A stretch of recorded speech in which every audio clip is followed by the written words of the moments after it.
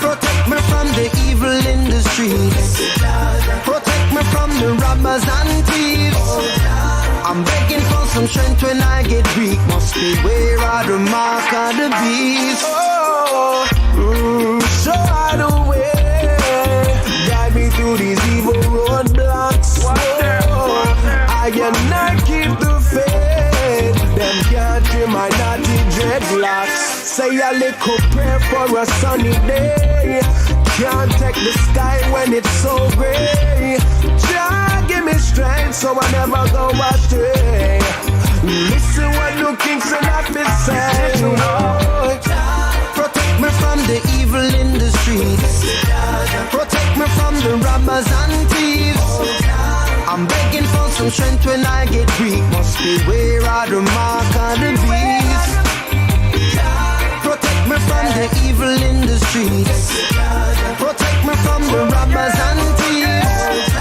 I'm begging for some strength when I get weak. Must beware of the mark of the beast. Oh, Jah, give me the strength so that I never go astray. As I trod over these hills, over mountains and valleys, please guide me on my way. This is what I pray. At times in life we struggle, but I'm trying to keep the faith. So much going on in this world that is wrong. We're searching for the answers to the questions in this song. Do you have some time for me? Please hear me when I plead and take away this negativity. Yeah. Protect me from the evil in the streets. Protect me from the robbers and thieves. I'm begging for some strength when I get weak. Must beware of the mark of the beast. Protect me from the evil in the streets. Protect me from the robbers and thieves. I'm begging for some strength when I get weak. Must beware of the mark of the beast. They try to clip our branches, but them can't kill the roots. Life can be a struggle, so we're off it is to use. Don't give me the drugs to juggle, don't give me the guns to shoot. Just trust in Jah and you will find a way to make it through. The race is for the swift, chosen are a few. Babylon, I ask the question like an interview. Because it's in the paper, do you think that makes it true? Just follow Jah teachings and you're gonna make it through. Cause protect me from the evil in the streets. Protect me from the robbers and thieves. I'm begging for some strength when I get weak. Must beware of the mark of the beast. Protect me from the evil in the streets. Protect me from the robbers and thieves. I'm begging for some strength when I get weak. Must beware of the mark of the beast. Jah work, Jah work, Jah work, Jah work, Jah work, Jah work. Kingston and Welling, soul in the place. Jah work, Jah work. Open your head. Jah work, Jah work. Yeah, man, I know Kingston. Hear what the man say. Jah work, Jah work.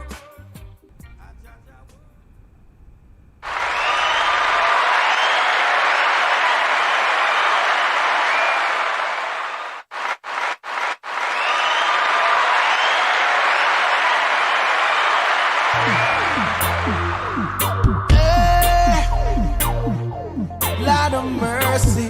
Yeah, man, I know Kingston. Lord of His mercy. Let me know. Them bring out the lion in me. Them have to hear me raw. Now bow down to no Babylon law. Them can't imply me. Them can't destroy me. Solid as a rock when they try to hold me back. Free up your mind from mental slavery. Only way you know yourself is know it completely. You've got to live righteous. It's hard cause they spite us. Babylon not trick me and not try to fight us. But we refuse to be who you want us to be. Cause we are who we are, and a rebel. But we refuse to do what you want us to do. Cause we are who we are, and a rebel.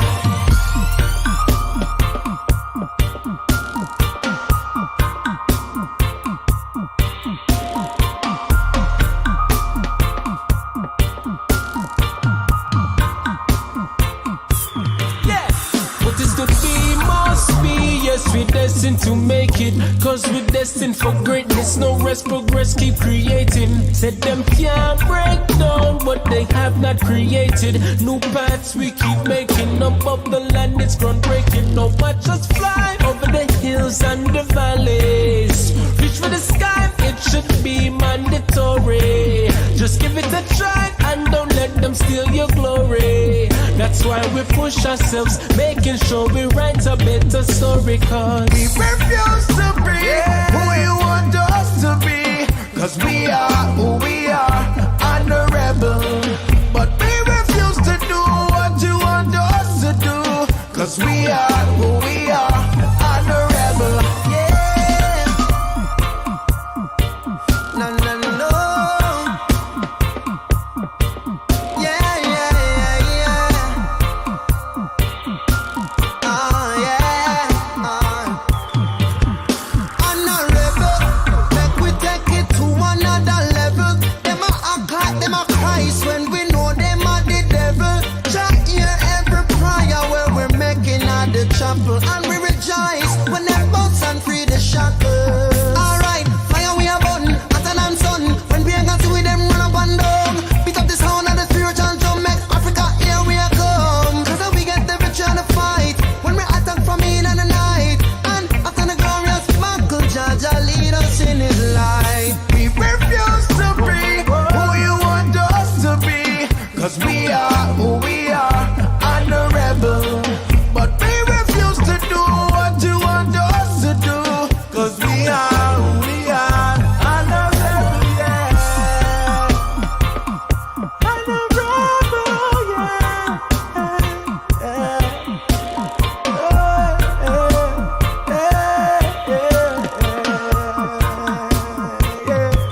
Them bring out the lion in me. Them I feel me raw. Now bow down to no Babylon law. Them can't imply me. Them can't destroy me. Solid as a rock when they try to hold me back. Free up your mind from mental slavery. Only way you know yourself is know it completely. You've got to live righteous. It's hard cause they spite us. Babylon not trick me and not try to fight us. But we refuse to be who you want us to be. Cause we are who we are, honorable. But we refuse to do what you want us to do. Cause we are who we are, honorable. Cause we are who we are, honorable. Cause we are who we are, honorable.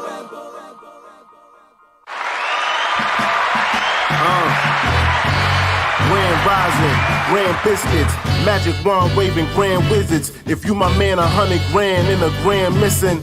I got 99 problems, what's the damn difference? Listen, on my unborn grandkids, you know a nigga grown when a band is a bandage and the band keeps playing when you on a Titanic and your home network can't handle the bandwidth life's a damn bitch. Still love her though. Raw sex pulling off the rubber slow. Rubber dub, that's a dry rub on the roast. Smells like burnt toast. You know I got a serious stroke. Periods broke like the levees. Flow on the mic kinda heavy. Got enough sauce for the spaghetti. Red hot chili pepper, order water under the bridge. I forgive niggas for wanting to live. I ain't mad at ya, I ain't the mad rapper. Just a mad dapper damn rather. Shimmy y'all like a capper. Somebody tell Boozy that I'm batter. Vanilla extract in a batter. I ain't playing patty cake. I mean, how many patty pies can daddy bake? Mad I gotta save a slice for Sally Mae. May the odds ever be forever in your favor. Forever and a whole day later. Day to day, day traders. Daylight come for slave labor. Labor Day, labor pains getting paid straight up. Grand Rising, Grand Canyon, grandfather clock, grandstanding. You lucky if you got grandparents. Shit is Operation Grand Clearance. It's clandestine. Magazine, glam essence. 120 plan lessons from the ancestors. Fan blessings, hand-in-hand hand gestures, jam sessions, children asking damn questions, watching cartoons and wrestling. Grand Rising, Grand Central, Freemasons at the Grand Temple. All praises to the audacious, all-seeing eye, all patient. Call waiting for the hookup. Cook up salt fish, just crooked how to pour, get rewarded with more risk. Fried dumpling, daily bread, top of the morning, getting daily head. Taking diabetic daily meds, sugar-free jelly spread. Crown Jewel got a heavy head. You got a headache from the Reggie Reg. Grand Rise, Grand Rise, Grand Rise, Grand Rise, Grand Rise, Grand Rise, Grand Rise, Grand Rise, Grand Rise, Grand Rise, Grand Rise.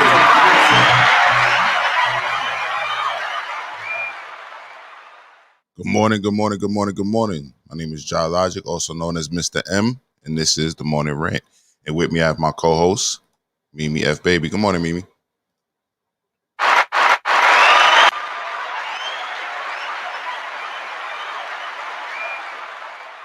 Your mic is on, Teddy Riley. Good morning, good morning. How are you? I'm good, I'm good. How you doing today? I'm feeling great. This is the commencement of my birthday weekend, so I'm going to wrap up some things early and get started. That's what's up. You have a very happy pre-birthday. You know what I'm saying? I know you say your joint is coming up in the next week. I'm not going to blow up the day. I don't want the stalkers to know the whole day. Matter of fact, we probably will anyway during the actual day. Ahmad says, morning, we good. Good morning, Ahmad. Salute to you, homeboy. Good morning. Salute. Virginia Slim, peace and good morning. Good morning to Virginia Slim. Good morning to my guy. Lorvell says good morning. He's also getting on a plane. Just One Love says good morning. Good morning to you, sister. Good morning to you. And The Rose Show, good morning to my sister, The Rose Show. Good morning to you. And here we go. Lorvell says he's boarding a plane. Have a safe flight, brother. Have a safe flight. I know I talk a lot of shit about traveling and people who get on the plane, but at the end of the day, I don't wish the worst on nobody, especially not the homies. So, you know, stay masked up on that plane as you have to, because they might kick your ass off the plane if you don't. But just have a safe flight in general. You know what I mean? And if you can, look this way towards the window or some shit. And go to have a quick nap. Make sure no crazy shit happens. But if some crazy shit does happen, you know what I mean? If you happen to witness some bugged out shit on that plane, pull out your phone and report for us from the Morning Rant. Say reporting for the Morning Rant. Don't say World Star. Say reporting for the Morning Rant. Record that shit and send us the exclusive. All right. Don Philly says salute, salute, salute to the homie Don Philly. Salute my G. And thank you all for pulling up this morning. Top of the morning to my brother Chris Jones. Salute to you. He says, top of the morning, king and queen. Salute to my guy, Chris Jones. Lovell also says, Mimi F. Baby, please say the baby. That's right. That's right. All right. So once again, good morning from the Morning Rant. And first and foremost, we like to do our morning motivational segment, health and wealth and motivational segment. So Mimi, are you ready for that? Of course. All right, let's get it. Let's get it. All right, so coming up next is Mimi F. Baby with this morning's information. This morning's information. All right, let me set that up and go on live in 1, 2. 1, 2, 1, 2, ready.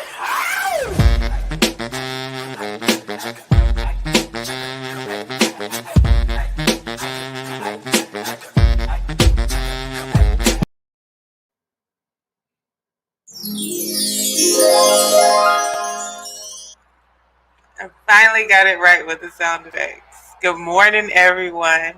Mimi F. Baby checking in. You already know what time it is. It's information, the health and wealth segment. So we gonna stay ready so we don't ever have to get ready, right? So we're kicking off my birthday weekend with I'm so excited, and it had me thinking this morning.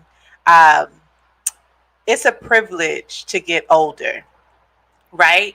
And I guess the quote that I'm going to say is, I will continuously get older, but your girl will never be old. Getting old is a choice. life shouldn't just be lived, it should be celebrated. And there's so many people that don't get to make it.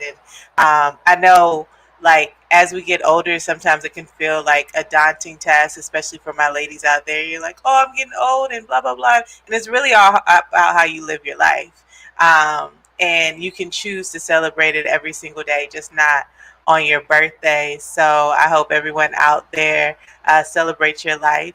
My birthday present, my birthday wish that I want you guys all to give to yourselves is celebrating yourself, celebrating your life. Don't get old. Continue to embrace getting older, though. That's it.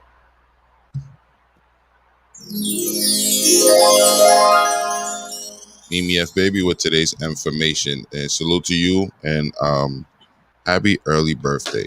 Mills Lane says, good morning, Ranters. And the chat, good morning to you, Mills Lane. Great show last night. I caught the rebroadcast, Mills Lane.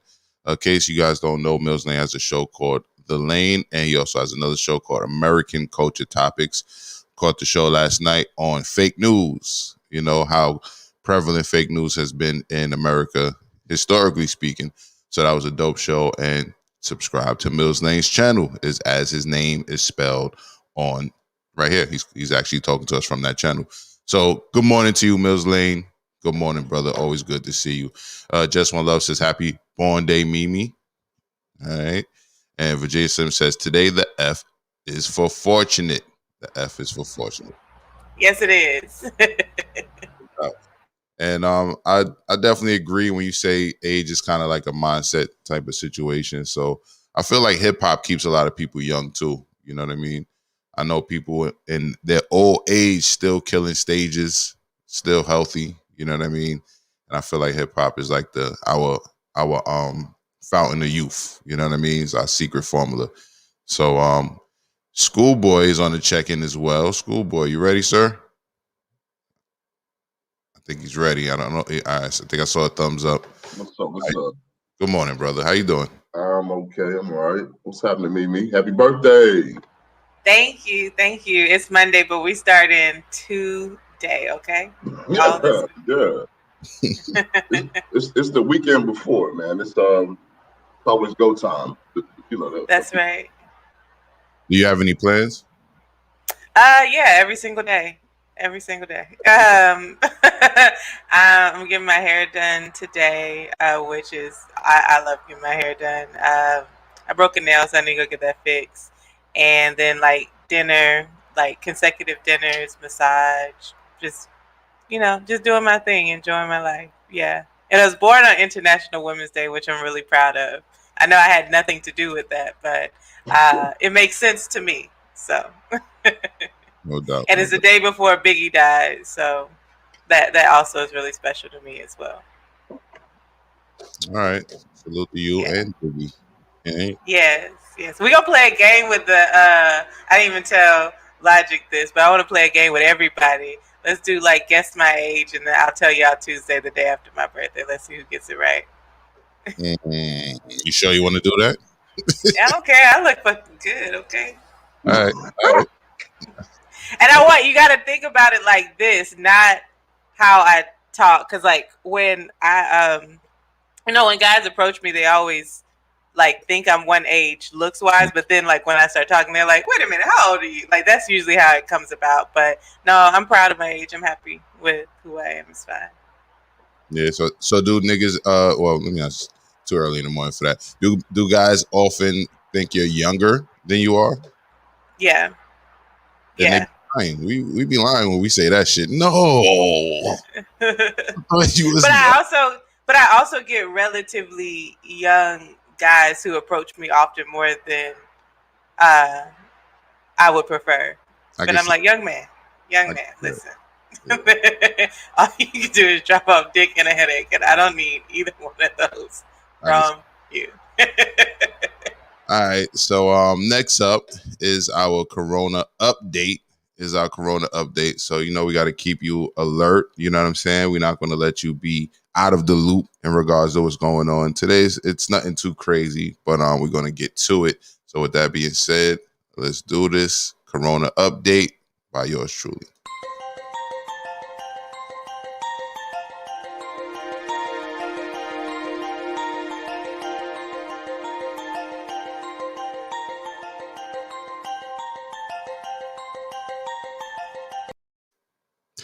Good morning. This is Mr. M, also known as JahLogic, with your Corona update, COVID update, reporting for the morning rant. So this comes to us from CBSnews.com. Apparently, retailers put the brakes on Texas and Mississippi's move to scrap mask mandates. So they're getting some backlash over that. There's a video. I'll play it, but I'm just going to read some of the article already. Texas and Mississippi moved to join dozens other U.S. states without statewide mask requirements. Many major retailers and employers aren't ready to nix face covering requirements amid a pandemic that killed more than 1,800 Americans on Tuesday alone. All right. The governor of both states said they are dispensing with the mask mandates and allowing businesses to operate at full capacity, which we said earlier this week. And they quote them saying, "We must now do more to restore livelihoods and normalcy for Texans by opening Texas 100%. They quote Texas Governor Greg Abbott saying, and they also quote him saying, "We are ensuring that all businesses and families in Texas have the freedom to determine their own destiny." And with that being said, without going too deep into the article, big companies, not really the small ones, but there are big companies such as Walmart who are not with the shit. They're not with it, and they're pushing back. And hopefully the commercial don't play first, but I'm going to go ahead and play the video. And of course, a commercial would play first. I might have to start getting subscription to some of these news sites because I'm tired of this commercial shit. But here we go in about 5, 4, 3, 2. And tonight, there is intense pushback against orders in Texas and other states to lift mask mandates and reopen businesses 100%. President Biden and public health officials say the timing of the loosened COVID restrictions couldn't be worse. We get more now from CBS's Janet Shamlian. Blowback from the Texas governor reopening the state was fast and furious. From the president, the last thing we need is Neanderthal thinking, to the CDC director. And the exact measures we have taken to stop the pandemic are now too often being flagrantly ignored. And on the ground in Houston, Harris County Judge Lena Hidalgo. I can't sit by quietly while somebody tells my constituents that everything's okay, that life can go back to normal, when I know those words will lead to death. You believe the governor's loosening of restrictions will lead to more deaths? Oh, I'm certain of it. Texas will be one of 16 states without a mask mandate. Mississippi dropped its requirement today. But businesses like Houston's St. Arnold Brewing Company won't be following the governor's guidance. We are going to follow the CDC guidelines. We disagree with that ruling. How do you think your clientele will react to your keeping your masks thing in place? So far, the reaction has been overwhelmingly positive. It's really adapting on the fly. And I think bars and restaurants and businesses have been doing that for almost a year now. Target, Kroger, and Macy's among retailers saying they too will still enforce masks in stores. CBS News has learned the CDC will release guidance tomorrow on what fully vaccinated Americans can do, including small gatherings without masks. Governor Abbott pointed to increased vaccinations, a one-day record this week. But with a population of 29 million, the state ranks among the last in doses administered per person. Texas now reporting about 7,000 new cases each day. That number was 5,000 a day when the governor reordered a lockdown last summer. 95% of people in this state have not yet received their 2 vaccines. We've got a long, long way to go. We know that the virus hasn't disappeared, and we got to continue buckling down. Even as they will continue to observe social distancing and masks at St. Arnold's, it's important to note that there are a lot of people in Texas who are very happy with this decision, overjoyed even. They say they're ready to get back to normal, despite the medical guidance. Nora? Janet? So with that being said, before I bring up the next update, which is a pretty interesting one, how do you feel about that, Mimi? The fact that the companies are banging back? I feel good about it. I think it's a great idea personally. I think it's a calculated and smart idea for their business because they're probably just looking at like what is like my risk assessment and my liability if I let like my employees come in maskless. It just feels like they're protecting themselves, which is smart. But I'm glad that there's some pushback. No doubt. Me too. I'll say that. Me too. Also, I wanted to bring up the fact that in this video is about a month old, but it's hitting the news more and more. So I just found this video and I wanted to play it as a video aid to what I'm about to say next. But apparently, they're working on a nasal spray vaccine. They're working on a vaccine that comes in the form of a nasal spray. So, like I said, this video that I'm about to play is about a month old, but they're going to talk about how the nasal spray vaccine would work. All right, so let's check this out. Approvals to take place. Is there a game changer just around the corner? Well, several experts and now even Niti Aayog believes that the big game changer India and the world is waiting for is what's called a nasal vaccine. What is a nasal vaccine? Well, it is called a vaccine, but essentially it's a dose given by the nose rather than through a needle in your arm. As a target is to deliver a dose directly in the respiratory pathways, it is like a nasal spray. And with that comes the game changer reason number one. Since it's non-invasive, no needles required, it does not need healthcare workers to administer. So how does it work? Well, it is a live initiated vaccine, meaning it uses the weakened form of the germ. When you give it through the nose, there is a mucous membrane in the upper throat where it gets absorbed, and it will then be able to develop antibodies. Since it enters the mucous membrane directly, the absorption is much faster. And since the immune response in the nose, which is the point of entry of the virus, comes in, there lies the game changer number two. It is only not going to build immunity. It will give you protection from the virus, prevents the spread. And this is something, remember, a regular vaccine simply cannot do. So how effective is it and how soon can we expect one? Well, at the moment, there are about 4 vaccines that are undergoing phase 1 and phase 2 trials, but that's across the world. The good news here is that Bharat Biotech is also working on one of them and has actually applied for approval for phase 1 trials here in the country. One is with the US-based vaccine maker FluGen, and the other is with the University of Washington School of Medicine. Now, the vaccine has demonstrated protective efficacy in mice and hamsters so far. Mice and hamsters showed immunity with its single dose and, in fact, gave superior protection, much more than what 1 or 2 doses of the intramuscular vaccine achieved. And there lies our game changer number 3. Only 1 dose is enough. You can achieve immunity and you can immunize a larger number of people in small amount of time, and that there would be no need for people to come back for a second dose. And that's not it. Only 0.1 ml is required. That is simply going to be spread or put in with a spray in each of your nostrils. Now remember, several doctors have said that once global herd immunity is achieved, COVID will be reduced to just say a common cold. Well, this simple spray will be able to achieve abundance that can be popped in a small bottle like the one you get in your nasal sprays. And that is good news for India and the world. Sonal Mehrotra Kapoor. Salute to India for being on top of that story. Schoolboy, I want your thoughts first. Nasal vaccine. Would you be more comfortable with the fact that it's a non-invasive or less invasive method? Would you fuck with it? Nah. It kind of makes it seem more friendly, right? Right. It was her tone. Like, salute to her for being all exuberant about the shit, but like, she was super excited about it. I was almost encouraged, like, yo, let me hurry up and shoot this live weakened virus into my nose and let the mucous membranes get in there and all of that. Like, I was in. But then I had to think about it. Like, hold on, all these complications that people are having. Do I really want to shoot this shit into my brain? Right. Like, what if my brain gets it?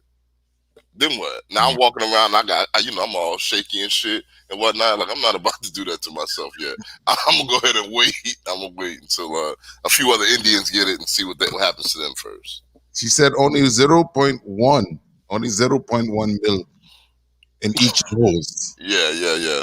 That's all it takes. But see, the other thing about it is everybody else is using some extra other shit. They're like, all right, we're not gonna put the live virus in you right now. We're just going to put some instructions in there to help you fight the virus. All right, cool. Right. They talking about, oh, we got a little piece of the virus, but we weakened it. How did you weaken it? Did you beat it up before you put it in a bottle? Mm-hmm. You know what I'm saying? Like, what the hell? And what will it do to the mutated versions, right? So that's another thing to think about. But she was talking a hot one. She was talking a hot one. Mimi, your thoughts? Do you think that you will be more susceptible to getting a vax if it was a nasal spray, came in the form of a nasal spray? No, my posture will stay the same. Talk to me in 10 years when we get real results from all these clinical trials. That's it. All right, fair enough.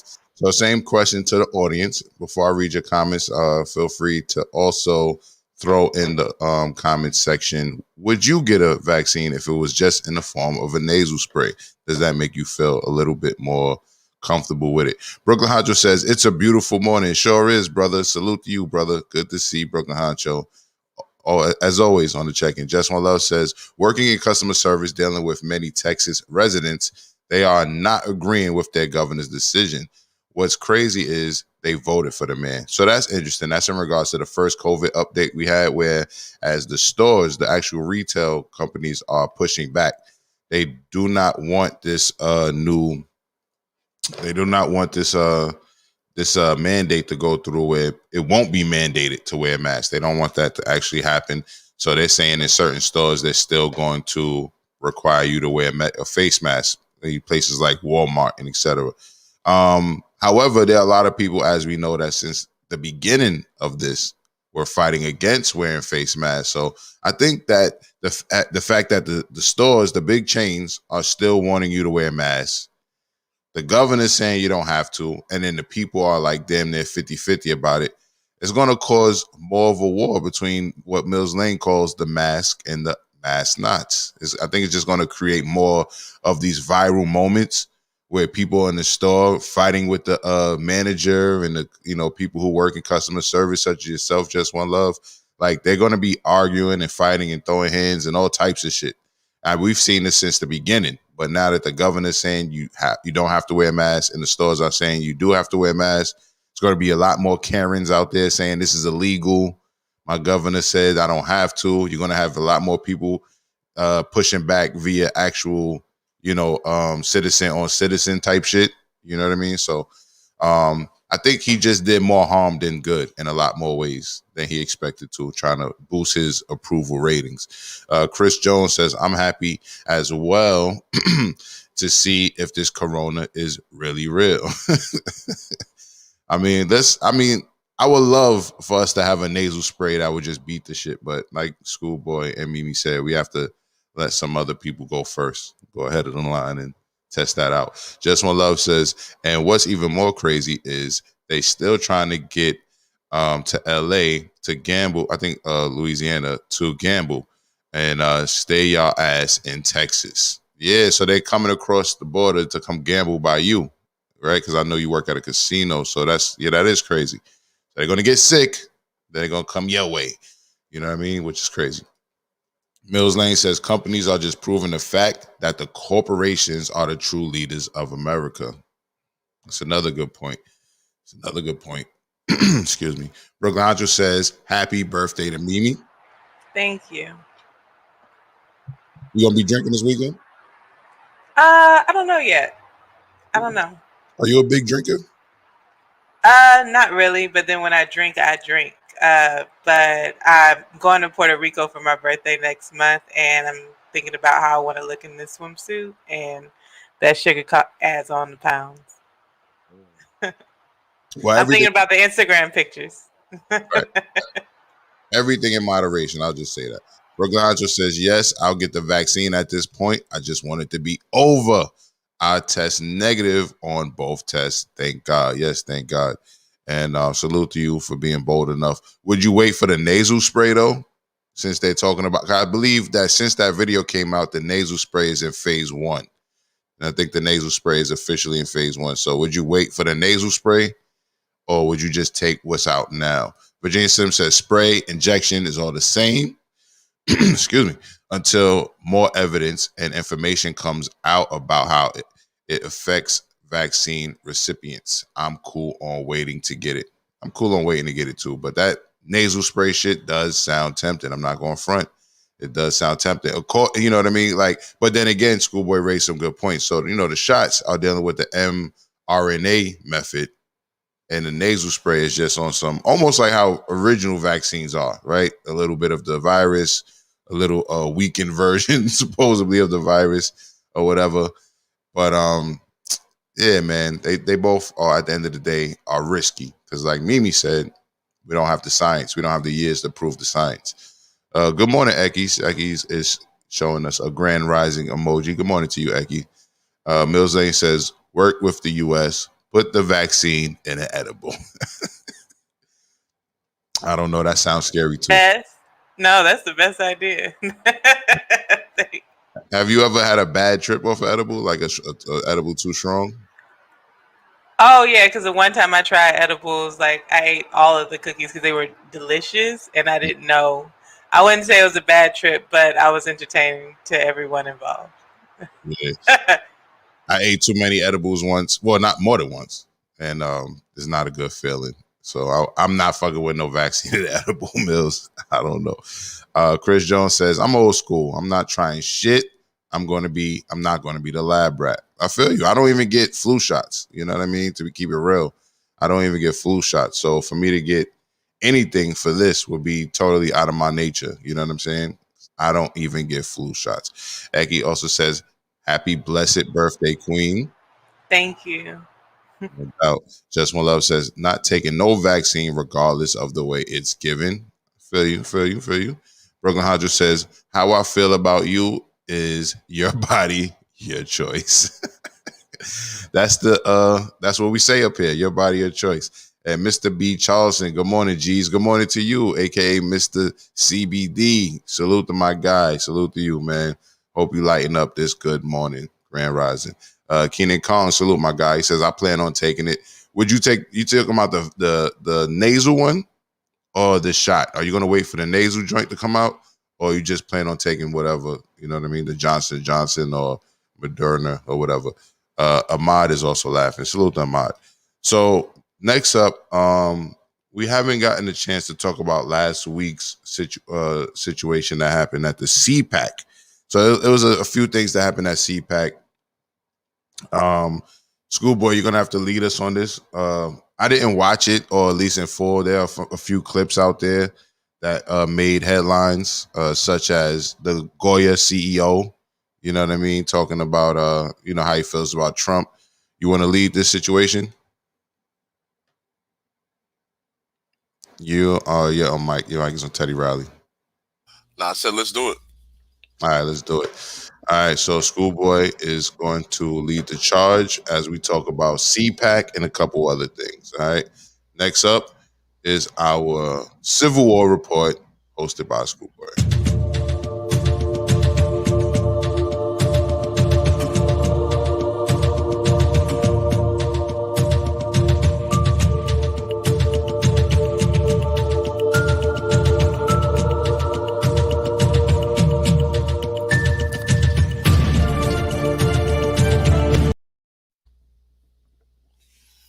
All right.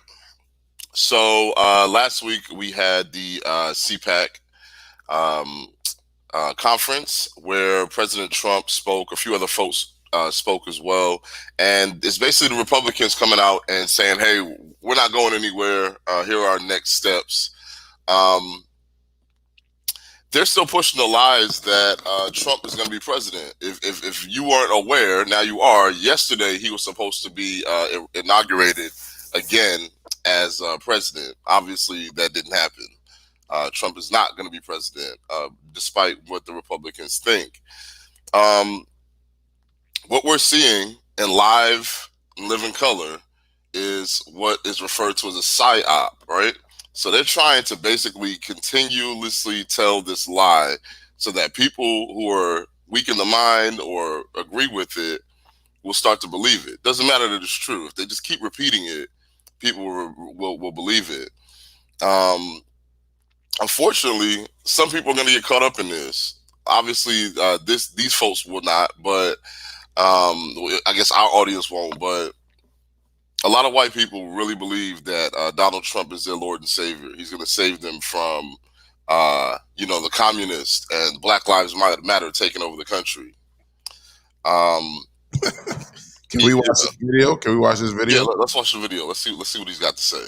All right, this is the president of Goya. If you haven't heard, he was very vocal about, campaigning for Trump. Let's see what he's talking about.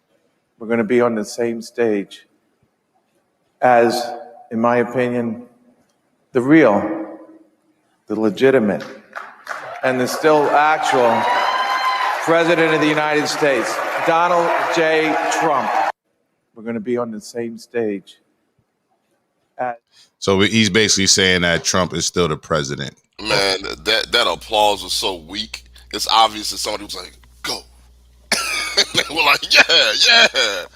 They don't even know what the hell he's saying. They're like, I don't understand this Mexican's accent. So I'm going to read a little bit of more of what they quote the man saying. They say, it's just an honor to be here, but my biggest honor today is going to be that I think we'll be on the same stage as what we heard. We heard him say this part, the legitimate, and the still actual president of the United States, Donald J. Trump. As a result of his comments, Goya board voted to pull a full stop on him speaking to the media without their permission, according to sources.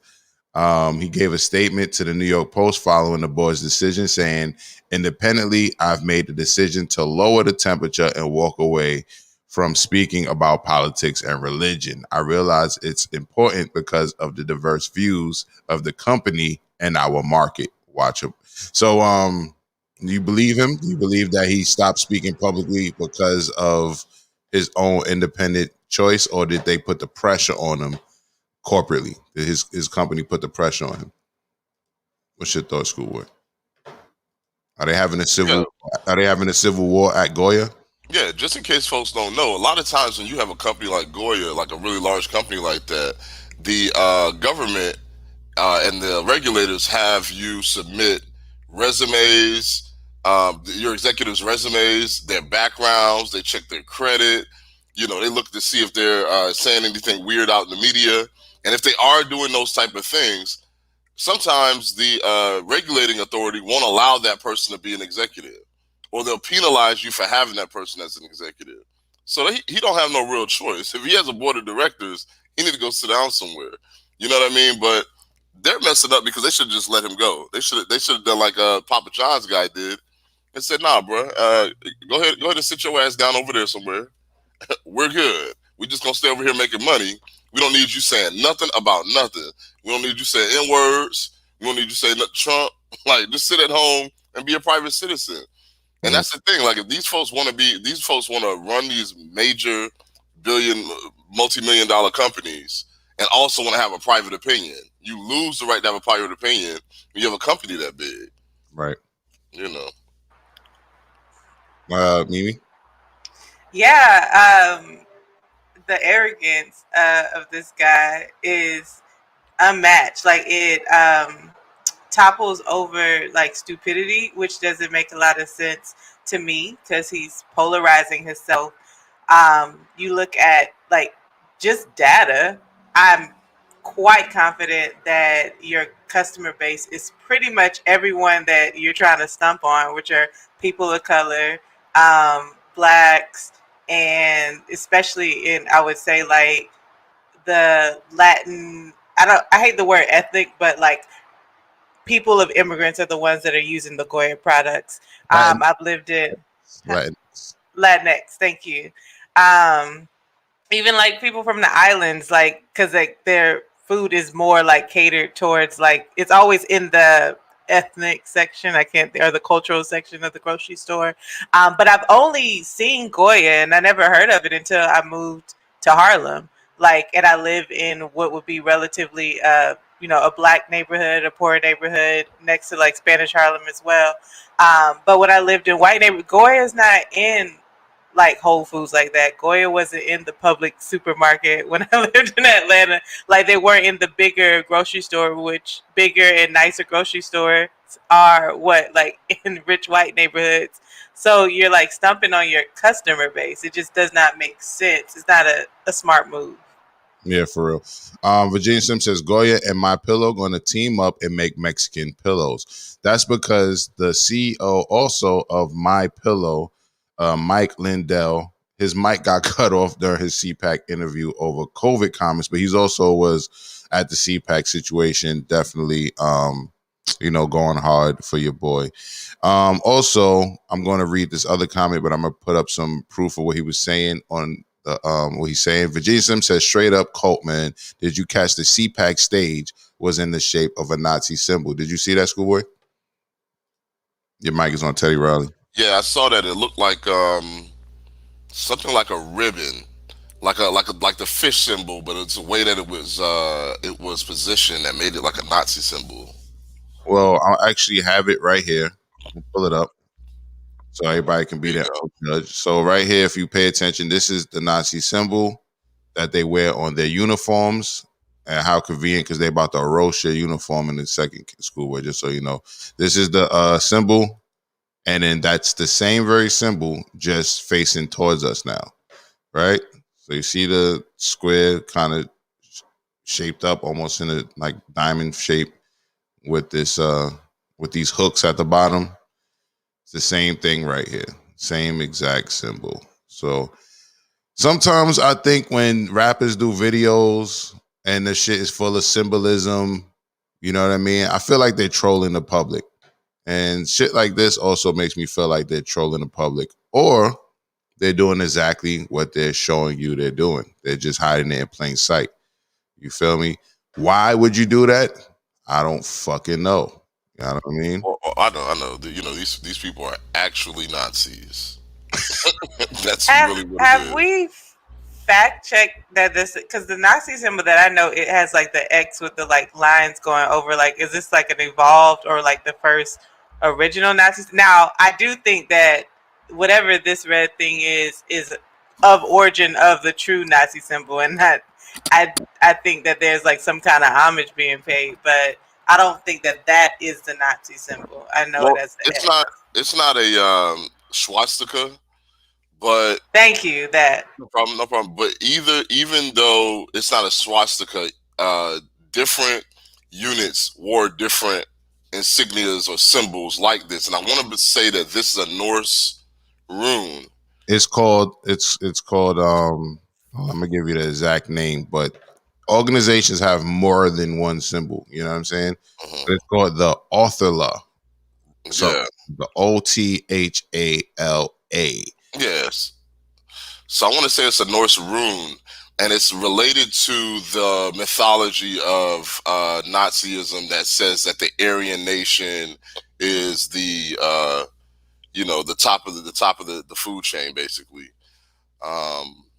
But it's definitely dangerous that the Republican Party, Donald Trump, his organization, the speechwriters, and the people that validate and verify all of the optics of the situation, sat here and looked at this and said, you know what? This is a good idea. We're going to build the stage just like that. There was any other, they could have built the damn stage like a cross. Right. So I'm going to read some information on the actual symbol. This comes to us from adl.org for educational purposes. Othala rune says, and a few other words for it is Odell rune or Norse rune, as Schoolboy was saying earlier. The Othala rune is part of a runic alphabet, the symbol of writing used with many variations across pre-Roman Europe in the 20th century. Nazis and Germany adapted the Othala rune among many other symbols as part of their attempt to reconstruct the mythic Aryan past. Nazi uses the symbol included in the divisional insignia of the two Waffen SS divisions during the World War II. Following World War II, white supremacists in Europe, North America, and elsewhere began to using the Othala rune. Today is commonly seen as a tattoo form on flags or banners as part of group logos and elsewhere. However, because it's part of an runic alphabet, the symbol can also be found on non-extremist contexts, as well as especially runic writing and rune stones used by non-racist pagans. Consequently, care should be taken to evaluate the symbol and the context in which it appears. All right, so I hope that's a little information for you guys this morning. I'm gonna go ahead and go to, well, let me bring J Doug on the stage. Go to J Doug. Ugly Money, what's going on? Good morning, my guy. Good morning. And I'm gonna go to some of these comments before we move on. Brooklyn Honcho says, I want to go to a bingo hall. And Keenan Khan says, YouTube just deleted his message. They hating on your brother. They hating. They watching. They watching. Virginia Sim says Goya, and well, we read that one already. Brooklyn Honcho says, Mimi F baby, remember when you're around me, your body, your choice. Virginia, you gotta shot first. You gotta shoot your shot first. All right, Virginia Sim says straight up cult, man. We read that. And hold on, so here we go. We move up and catch some of these joints that I missed. Laurel says, did y'all hear Whack 100 go off on Clubhouse? Well, I'm on Clubhouse, you know what I mean? And I've been in a room or two with him. I think it's just something he does. You feel me? Whack 100 is always going off. I don't know what's so special about this one. If you want to tell us, feel free to let us know. But I'm not surprised, you know what I mean? That's just in his nature to talk crazy. Virginia Sim says, as a former military man, your shirt is bona fide trash, schoolboy.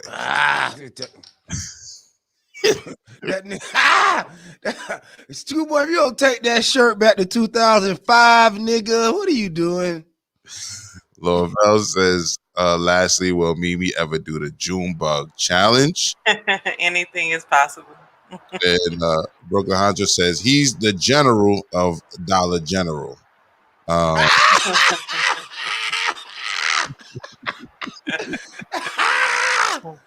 nigga look like a broke pilot.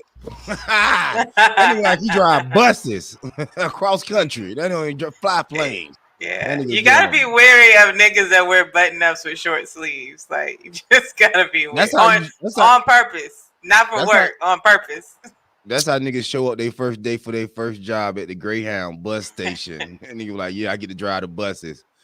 Like, nigga, if you gonna put on a t-shirt, it's gonna be a long 20-hour ride. You in that fucking collar shirt you got on. Listen, I wear certain button ups that are short sleeve, like the Guadavella, the one with the 4 pockets. You know what I mean? That's some cultural shit. But you're not wearing nothing with no unofficial patches on it. It's just like somebody just made up some patches and just put them on there. You know what? I'm about to stand. That's literally what happened. I'm about to stand firm with Schoolboy. Yes, I have. It was around 2005 though. Yeah, I know. This nigga in Schoolboy like he in the goddamn what that one that Marcus Garvey had. The UNIA, nigga. UNIA. The National Nigga Improvement Association. Damn, nigga improvement. I'm sorry, Negro, nigga, whatever. All right. I think it makes a difference.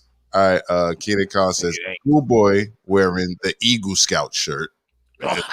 Oh my God. Lifetime member. Definitely a lifetime member. And he earned it. He planned this. He tested out light, so keep it coming. I come drop my son off to the Boy Scout and Schoolboy in that shirt. We turn around and we're gonna find another unit to join or something like that. That's I wonder if he got short. Do you have on khakis too? Like cargo khakis with that? If you gonna wear it, you gotta commit. Cargo khakis? No. You got some camouflage draws. You first of all, you can't roll your eyes at cargo khakis because the same section you got that shirt, they had it right next to it on the rack. So don't play me. Like, I don't know how you merchandise that goddamn. He got the matching South Pole jeans right now that they used to make with the patches on it. I'm actually thinking about throwing on the. And you thought about that before you threw it on? What you call that? Remember when they had the damn, what's the show with Bill Cosby and whatnot? The Big Al, whatever his name is. I can't remember. He's a Big Al. Albert. You talk about Big Al. Come on. Big Al. Bill Cosby ain't that canceled now. We done forgot about a national cartoon like Fat Albert. I know, man. I know. You down with Cosby, man. I get it. Listen. Hold on. Schoolboy asked for it, so here's one more. He said, keep it coming. Brooklyn just said the only thing uglier than that Schoolboy shirt is that logo. And he said, nigga, it's going to be a long 20-hour ride. So look, I stand with Schoolboy, just like I stand with MsRavioli with knitted hats. And this is me in 2005. I don't know if you can kind of see it there. Damn, that nigga was in the Rastafari. Yeah. Army. That nigga say anything. What a free weed at? I'll join. Like it. Give me that fly nigga shirt you got right there. And I'll join. Fuck it. You got some women too? Like, all right, let's do it. So yeah, I've worn shirts like that before in 2005. My shit was LRG though, sir. It was LRG. Yeah, everybody used to make them, all them brands that nobody wear now used to make them clothes. South Pole, LRG, what the other one is? Echo. Hold on, I got another one. I got another one for y'all. So this one was made by my homie who actually had a clothing line actually named after Marcus Garvey. He actually had a clothing line named after Marcus Garvey. Is that a nigga on the floor? That's a nigga in 4040 Club in VIP. That's what you're looking at. The nigga like a bed. They have beds in the VIP. In the VIP, they have beds in the 4040. I don't know what they do now, but when 4040 just opened back then, that was before Jay-Z got it brought into it. No, that was that was when Jay-Z opened. Mimi, you're not from New York. Don't start. I'm gonna pull your tourist card. You don't know nothing about this. No. First of all, no. What I can say, I'm valid to say is I've been in 40. They definitely don't have beds no more. This looked like you at a house party. You know how everybody throw their jackets on the bed in the you might have your pictures mixed up, J-Dug and me. You probably wore that shirt too many times. You know, I wore that to the 4040 Club too, didn't I? Yeah, that's his set it out shirt. He put it on like niggas about to get bitches in this shirt. I look cold. Like, yeah. That's that shirt. What is that? A purse? Big Giz. That's your homie from New York? That's your homie yeah, what's up, Giz? Yeah. Right. Shout out to Brooklyn. He's in the house. What's up? Giz from Brooklyn. Giz, validate for me. You sound like somebody who would have been in 4040 Club way before me ever thought about moving to New York. Let us know. They had beds and pool tables in the VIP. Yes, they did. Anyway, First of all, I've been wanting to move to New York since I was a little girl, 5. So I've been up on it. I'm valid. All right. Stop it. So hold on. In the 4040 Club, was it did it double as a swingers club at some points, or you just went in there to sit down on the bed? I never seen nothing get too crazy, but I remember being with the homies, and there was some girls involved, and they was wilding out, and we all got kicked the fuck out. You know what I'm saying? Like, that's what Jay-Z. My bed. Not that time. Big G. Okay, so you're young. He says invalid. So you're young. You're young, brother. Yeah, that's what Jay-Z had his free Illuminati rituals in that bed. But yeah, anyway, I'm not going to sit here and prove it. Anybody who was in the 4040 Club when it first came out knows what time it is. So you just told on yourself, sir. You just told on yourself. Brooklyn Hodge says, nigga, Schoolboy was the Zamunda movie and figured out this would be a good look. That nigga look like the last king of Scotland. No, he definitely he says no. Excuse me. He said no more Mia is invalid. No, okay. I don't know. But like I said, just confirm or deny what you can't deny, because I know what I'm talking about. If there was beds and pool tables in the 4040 Club. Anyway, and then he says no, not the 4040. Yes, nigga, the 4040. All right. The 4040, the one that's on 20, I believe it was 28th Street. The one's like you was on the bed with no bitches. Them niggas said, no, I'm gonna sit on the floor right here because I ain't gonna be sitting there to no nigga on no bed. The bitches. What bitch was that, man? You see when J Dud take a drink out that shit, he lift his little pinky up. He be trying to stop himself. He's sitting over there talking, nigga, why you holding that shit like that, bro? It's a plastic bottle you got for $1 at the damn corner store. Look at this shit. Stop trying to change the subject on your shirt. Like, we know what time it is. It's all about your shirt. He definitely wore that to the Coming to America 2 audition. I can be your African friend that got lost in the military. So, It's so like that schoolboy. Damn. all right, so Big Giz says typo. He's laughing because we going in, and Big Giz also says no. The 40 you had beds and the pool tables. I did security there. I'm saying Mia is from the South. She's not valid. Laughing my ass off. Okay, he did security there. He's telling you that it's true. Anyway, Virginia Sims said I went to the 4040 when I was out in Vegas. Shit was dope. Yeah, I went to the one in Atlantic City and the one in New York. I haven't been to the one in Vegas, but that's what's up. Anyway, y'all wilding. that's why y'all come here to this show. We went from the Civil War report to Schoolboy's shirt. And real quick, sorry to interrupt. Thank you guys for checking in. That means a lot. Appreciate it. Salute to you for joining in that conversation. Real talk. Salute to you. And Brooklyn Hunter says, I worked in the 4040 Club in 2007. It was a valid picture. I co-signed. Thank you, Brooklyn Hunter. Salute. I want to see that picture of you, Brooklyn Hunter. You were sitting on the bed and that nigga was laying behind you, acting like you about to spoon. That's what I want to see in the 4040. Nah, 4040 was cool back then. Actually, it's crazy. You get more space in the VIP rooms, right? So in the 4040, like when you go in there, it's like it's almost like a lounge. It's almost like enough space of a lounge. Like you got one small room to the side, and you got the one other small little fucking dance floor. Then you got these weird seats that kind of go up to the second floor. But then when you get a private room, that's when you and your people's got enough space to kind of chill out and play pool or relax and you know what I mean, shit like that. So salute to the people from the 4040. Anyway, I think we should also do an update on Cumo. Cumo is definitely getting gunned down. Man, salute to Cumo, man. his public persona is getting gunned down based on what I believe is part of this civil war, right? Schoolboy, you agree? I do agree because he went toe to toe with the president, and the president's faction didn't like that shit. Of course, he's probably got enemies in New York City as well, just off the strength of he's the man right now, so he got a target on his back. Right. It doesn't help that he's out here making inappropriate-ish jokes on the clock. So now here's the thing about the jokes, right? Now we actually have an interview from one of the women who are accusing him. We have an interview and she's going to tell us from her words what she felt was inappropriate. And then we can kind of dissect that here as we do on the morning rant. So let's get into this. This is, I forget her name, but this is the aide of Governor Cuomo talking about how she was harassed. And this comes to us from CBS. Head of the National Governors Association.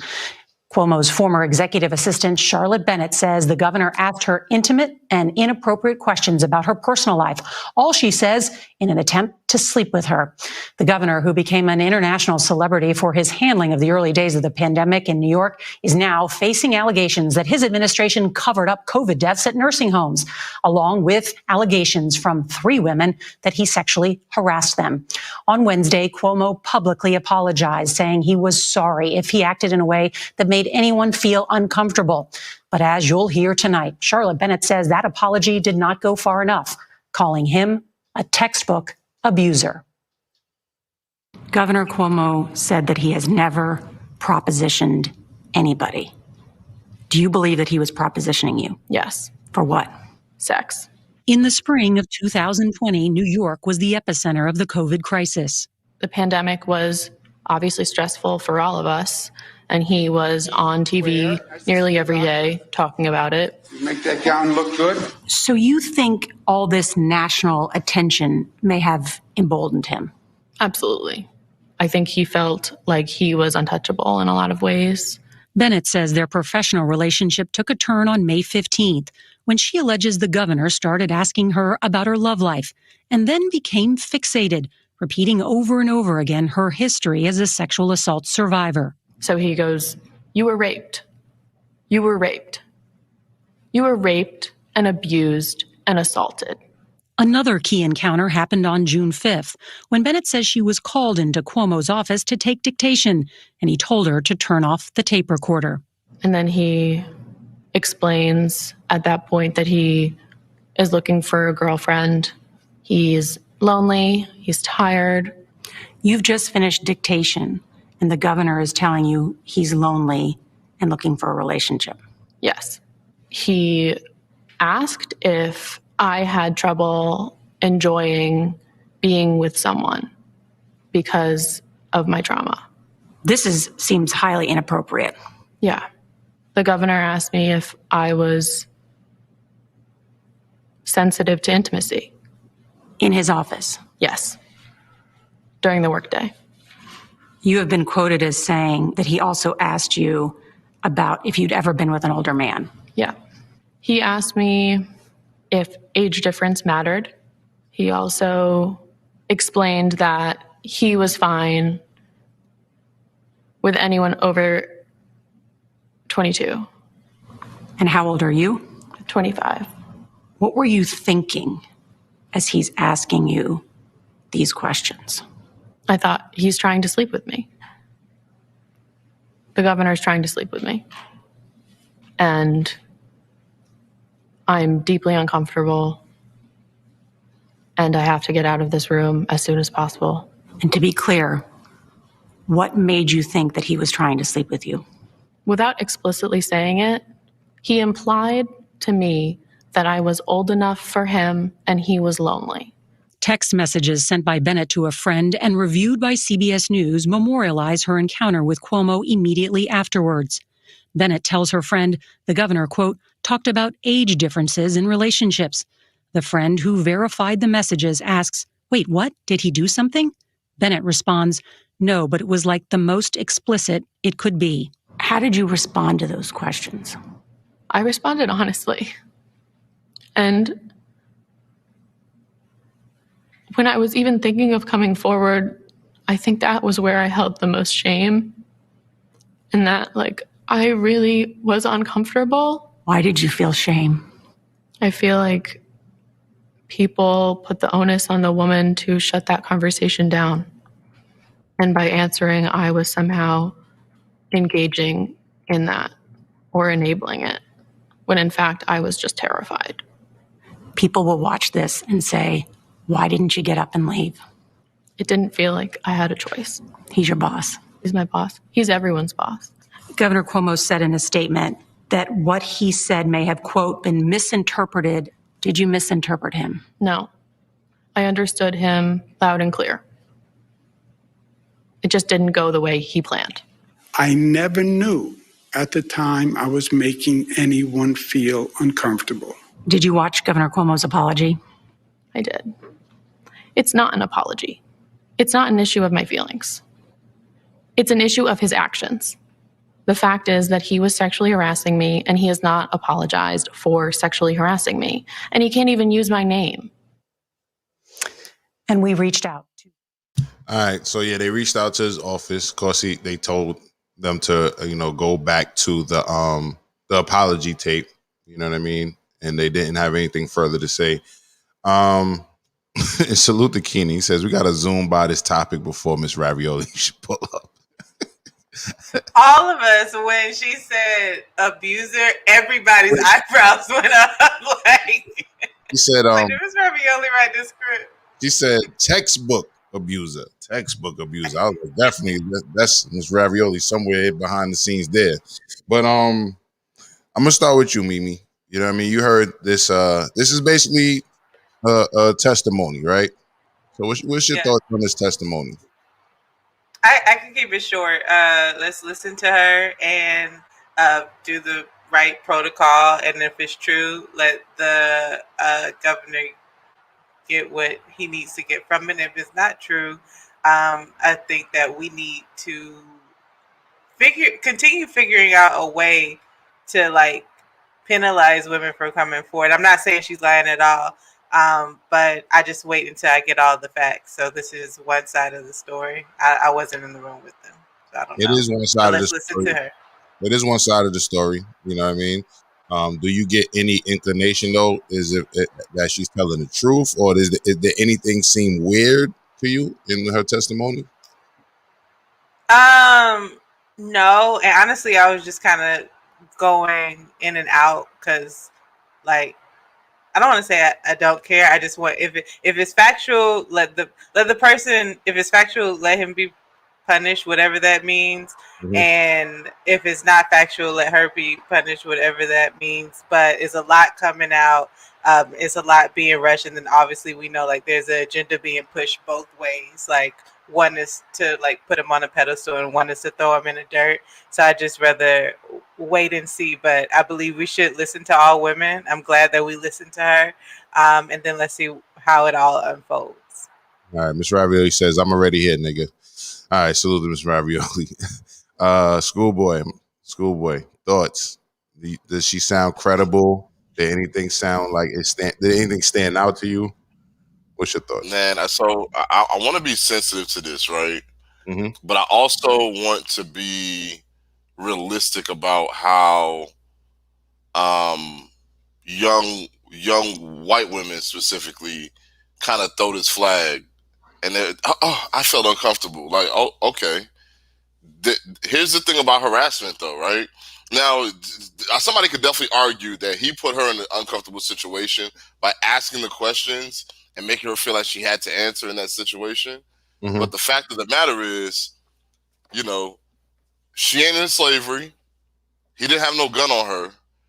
If she really felt that uncomfortable, my stomach hurts, I need to go to the bathroom, disappear. Hey, it's possible. You could do that. But if she never said to him, hey, I don't feel comfortable with this conversation, and she continuously engaged in it multiple times, she's a participant. She's not a person who's being abused by someone. She's engaging in a conversation that she claims she doesn't want to engage in for an unknown reason, or I'm afraid. So that just it leaves the door too wide open for me, because that means that anybody could say after a conversation that you have with them that's not contentious, well, I felt uncomfortable, and yes, I engaged in the conversation, but I didn't really want to engage in the conversation. Now, I'm going to sue that person, and I'm going to sue that person for harassing me. So you're saying it's a slippery slope, basically? It's a slippery slope, and the one thing that I did not hear from her is that I asked him to stop asking me questions along this line, and he continued. That is harassment. If she never told him, hey, I don't feel comfortable, how would he know? It's not harassment unless somebody tells you. I mean, I've looked this shit up because I've been accused of harassment before, and it's not true. Harassment is if somebody says, hey, stop doing what you're doing, and you continue doing it. That's just not my stilo. Like, I'm not gonna be. Some girl tells me, "Nah, I'm good. I'm not gonna go on a date with you. I'm not gonna come back around next week. Hey, is this week good? Is this week good? How about next week?" You're like, that's harassment. She didn't. It seems like she engaged in a conversation that she later regretted, and then let me text my friend and tell him I felt uncomfortable. Come on, man. Well, text a friend. That's not fair. You're not a woman. Like, from a woman's standpoint, because I've been what could be considered harassed at work in different jobs by different men. Now, I understand, like, there's male privilege, there's power privilege. So she could have been just like, quote unquote, laughing it off to just like keep the peace or whatever her personal professional agenda is. I don't know. I'm just giving, it's not always as easy to just tell a man like, well, no, I don't want this, or please stop, or whatever, because you may be trying to look at like the high. Even I'll use this example because I don't feel like I'm doing a good job. Sometimes when guys talk to me, even in New York, right, I will take their number or give them my number, because I hate that whole like you'll call me on the spot, and just know I'm going to block you once I leave your presence, because I'd rather just get out the situation safely without going back and forth when I'm on a block I don't know, you're around your friends, and all these things are happening. I'm just going to make you pretend like this is a green light. Yeah. Just so I can leave and then stop. You know what I mean? So I can't tell you what you was thinking, but it's not always as easy, and you don't know that because you stand up when you pee. You seem like you're big enough to protect yourself. So, like, the intimidation factor is there. I got that. And like I said, the one thing that this isn't her walking down the street and some random dude accosting her. This is the governor of New York. You know what I mean? Like, which is worse. That's more power, more but there's the also privilege of him to be that. But I think there's also more room for there to be a formal shutdown of the conversation. Like, oh, hey, Mr. Governor, I know we're tired, we're busy. Let's have this conversation another time. I don't feel like having it. Or let's not. Let's table it and talk about it later. I don't feel comfortable talking. Like, come on. You've been a victim of sexual assault. Does that make you uncomfortable when you're with another man? Hey, that's just not that appropriate right now. I'm good. I don't want to talk about it. Like, I think that's easy for us to say. You know what I'm saying? I think it's easy for us to say, like, yo, just shut it down. But I think we all been in this scenario before where we got out of it and said, damn, I could have said this or I should have said that. You know what I mean? But I'm going to before I give my full feedback, I want J Doug to talk. J Doug definitely seemed to have some strong opinions. I seen his expressions during the testimony. What's your thought, J Doug? All right. I'm going far left. I'm just telling everybody, this is why I promote women not in the workforce, staying home, raising their children, because this type of stuff wouldn't happen. You go out into the world, somebody going to try to get some vagina. I don't care if it's your boss. You come to work with these tight skirts on, they wearing no panty, thongs, seamless drawers, all this type of stuff, and you got to sit in the workforce. And now I can't even try to get no ass. If I try to get some ass, it's harassment. No. Everything she said, I didn't hear anything that he harassed her on. He had a conversation with her. You can go on Oprah. You talk about how you've been molested, raped, and all this type of stuff. He having the same conversation with you. It's just not nobody oohing and on and feeling sorry for you. Hey, what's going on? That make you feel uncomfortable when you with men? You're like, yeah, let me get some information to see where you are. There's nothing wrong with that. But see, women, especially millennials, and it's not just millennial women and Z's generation. It's not just the women, it's men too. My generation and generation after me can't handle anything. Somebody get you, ask for some, try to get at you. Now you feel like, oh my God, my baller asked me. No, you supposed to know how to take that, flip that, and get yours off of that. But you want to come out and you think it's all about this. We got this whole cancel culture, destroy culture. It wasn't like that back in the day where people felt like, oh, if you cheated on your wife, you don't deserve to even come outside, don't have a job. Everybody supposed to hate you. So what? He asked for some ass. Did he?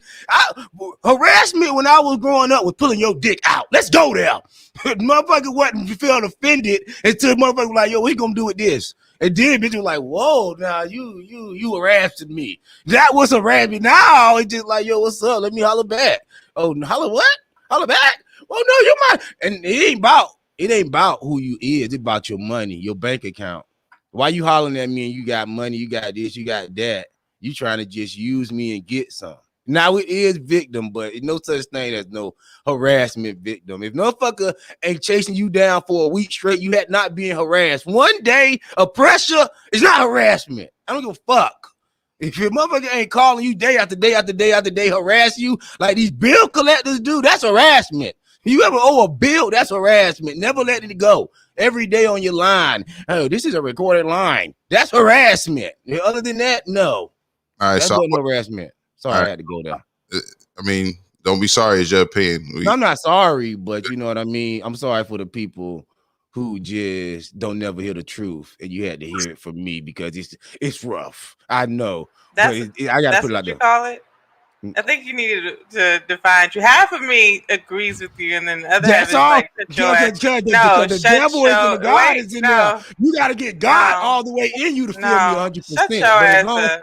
You ain't gonna yell at me. You ain't gonna yell at me. And it's not me yelling at you. You ain't gonna yell at me. It's not me yelling at you, hon. I'm sorry. I need you to tone that down. Yes, that other half is. But I understand what you're saying. Shut your ass up. I understand you. Mike. I understand what you're saying too. You are a brilliant idiot. You're definitely a brilliant idiot. You got some gems in there, but then you cover up them gems with shit. So, but amazing. There you go. All right, look. Before I get to the comments, and please refrain from talking over each other if y'all don't mind. I'd like the audience to hear what you both have to say. That's for everybody always on this panel. And MsRavioli, I seen you try to pull up. Feel free to pull back up. Anyway, I feel pieces of what everybody is saying, right? So I'm gonna try to tie it all together, even though, you know, I can't agree with everybody 100% at all. But I just want to first point out the fact that when you're in a position of power, professionally speaking, on top of that, you definitely do not want to be flirting with the people under you. You just don't. You just don't. And that's us making this a teachable moment. You know what I'm saying? So J Doug spoke about being in the workforce, etc. Listen, bro, that is the time not to flirt. You feel me? That is the time not to flirt. Now, if you and this person agree to hang out outside of the workplace, you know what I'm saying? Then feel free to shoot your shot if you asking me, right? That's like, even let's flip it. Let's say if it wasn't sexual, right? You're not gonna during work roll up a blunt and pass that blunt to schoolboy, right? But if y'all hanging out outside of work, y'all might smoke, y'all might drink, y'all might hang out. You know what I'm saying? So if you outside of the workplace with a homegirl or whatever, you know what I mean, and you get the inclination that she might be feeling you, then I don't think there's nothing wrong with shooting your shot if y'all have a relationship outside of work. But if you're at work and you're the fucking governor, you gotta have some tact. Now, granted, he's old enough to remember back in the day when shit was totally fucked up, like we said on a few episodes ago, when dudes would probably smack their secretaries on the ass and all this type of weird shit, right? But we don't live in that time and day anymore, right? Just like Mills Lane said, all of this in the New York during the Me Too era, like, he should have a lot more salve than that. He should be a lot more savvy than that to know, look, I'm the governor, I got all this to lose, and I'm risking it on a piece of pussy. To me, that's not player at all. You know what I'm saying? Now, is he claiming to be a player? Well, a little bit, because like I said, I seen him on Howard Stern talking that shit like he was a sex symbol. You know what I mean? Howard Stern interviewed him like he was some sort of sex symbol, and how they was talking about how he might have be dating an actress out of LA and all this weird shit. You know what I mean? So he might in his head think he's a sex symbol, but to me, what he did is not player at all. I think the conversation he had with her is not player at all either. But then again, to give credit to what J Doug and Schoolboy is pointing out, he didn't send any dick pics. He didn't grab her ass. You know what I mean? He didn't tell her to sleep with me or you're fired. He simply had uncomfortable conversations. Now, could that uncomfortable conversation be taken crazy? Absolutely. Absolutely. You're talking about sex on the job. You know what I'm saying? But did he pull a dick out? Did he grab a titty? Did you know what I mean? I didn't hear any of that. And the only thing that she really said that really worried me or really struck me as weird is when she said I was terrified. I never been terrified to lose a job. I don't give a fuck what job that is. I never been terrified to lose a job. Because let's face it, that's what you got to be terrified of. That's what you're insinuating. You're not insinuating you thought he was going to rape you, right? He didn't push up on you. That wasn't in the story, but like, you know, physically aggressing you or anything like that, right? So you wasn't terrified for your physical safety. You were terrified that this power dynamic would get in the way of your, you know, your escalation in your career, etc. So terrified to lose a job. I've never been terrified to lose a job. You, Mimi, have you ever been terrified to lose a job? No, absolutely not. Bull boy, J Dub, terrified to lose a job? Yes, I've been terrified when I was younger, and I was like really like couldn't think of any way to make no money because I was probably stupid then. Yes, if I had went like a long time without a job, and I had got a job, and I worked that motherfucker for like 4 years, and I'm like, man, I'm not leaving this motherfucker. I should have been left, because if I knew what I know now, I could have been getting some money, but it was like, no. Right. Yeah. So I used to always be afraid of losing a job. I like money. That's what I'm trying to get over, money. Mm-hmm. I love money, but yeah, anytime when you don't know how to make money outside of having a job, you're gonna always be terrified. Anybody gonna be terrified of losing a job, especially if you're a check ass motherfucker. Right. Like me. Well, Yeah. then that's a point in towards her then, if you're saying that, because that was her point. She said she was terrified. Oh no, she white. Come on, that white woman ain't no terrified. There's no job. She only got to put in the application. White people, I don't even think white people put in the application. They just show up. Hey, I'm white. I'm here. What's up? Again, J Doug, good point. This is my thing. Is this? She's 25, working with the governor of New York. Like, yeah, she ain't that scared close. of losing no job. Like you're working on that closely with the governor. Here's the other thing about it. Very, very rarely do you see a statewide executive who's not married. This man's walking around not married. He's not married, and that's part of the problem. That's part of the problem. He shouldn't even, if he's smart, he shouldn't even have no women in there, period. You're not married. And Yeah, he he should shouldn't be a even. real boys club because. But you can't. But the thing about it today is you can't have no men in there because they gonna think you gay. They gonna. That's okay. It would be better. Andrew Cuomo is on that Andrew Gillum shit. What's going on in there? No. That's how y'all get down to Florida. But no, like I'm saying this, man. Your boy, he's supposed to be. You know, he got to keep his nose clean. He has to keep his nose clean. He has to keep that. It would be better for him right now in this era for people to be thinking he's low-key gay than for people to think he's low-key running up on the women that he's working with. Because obviously, ain't no gay dude suing him for making them feel uncomfortable right now. See, he's not gay. That's number one. And he's in the Democratic Party. That's number two. He's in the Democratic Party, right? I believe so. Yeah, that's number two. They don't want no white men in the Democratic Party that's not a robot and need a pill every day like Joe Biden just to open his eyes. You know what I mean? And he gonna read that script. That nigga Joe Biden reading. That nigga love black people. That nigga like, hey, the blacks. That nigga tell every other and the homosexuals, trannies, everybody's a part of this country. I'm like, okay, damn, this is a script you keep reading every day, but he's up and he's awake, whatever. And so they don't want no straight white men in the Democratic Party. So Trump gone, he chopped off for now. We coming back 24 is not over. Okay, but Trump gone, and now they're going to be getting a lot of those straight black men and black women and women is finna just take over, period. It's not going to be in the government. They finna get rid of all the men. Hey, pay attention. J. Doug said we coming back in 2024. I just want y'all to realize that. Oh, Trump ties, nigga. Everybody already know that. Is we sick, boss? Is we sick, boss? Yo, hey, yeah. When my boss say he's sick, I say yes, boss. We sick. Yes. All right, let me get to these comments. Pardon so, y'all. Let me get these comments. All right, so Mills Lane, I read this comment already. MsRavioli says, I'm already here. You're backstage, but your camera's not on, so you're not here yet, MsRavioli. Let me see. They still talking about the 40-40. MsRavioli says, hello. Mr. B. Charleston, a.k.a. Mr. CBD, says, uncomfortable conversation. That's it. Keenan says, top of the morning to you, MsRavioli. Ahmad says, facts is like they know to participate enough to get that lawsuit, which is another, but you know what? Let's give her the benefit of the doubt. If she knew she was going to get a lawsuit on this dude, shouldn't she have recorded some of these conversations? She should have more evidence than what she's saying if she knew she was going to get a lawsuit. So that's me playing, advocate, I guess. But, she knows she playing the game. She playing the game like the folks who accused Bill Cosby did, like the folks who accused Michael Jackson, like the folks who accused a lot of these folks. I don't really need proof of it. I just need public opinion to force you to the table to settle, and I don't have to worry about working this year. And she was probably sent in by the Democratic Party. And this is so nasty. We need to stop doing this in America. Every time somebody, because we sensationalize sets too much. I feel like once you done had your, no, I ain't gonna say that.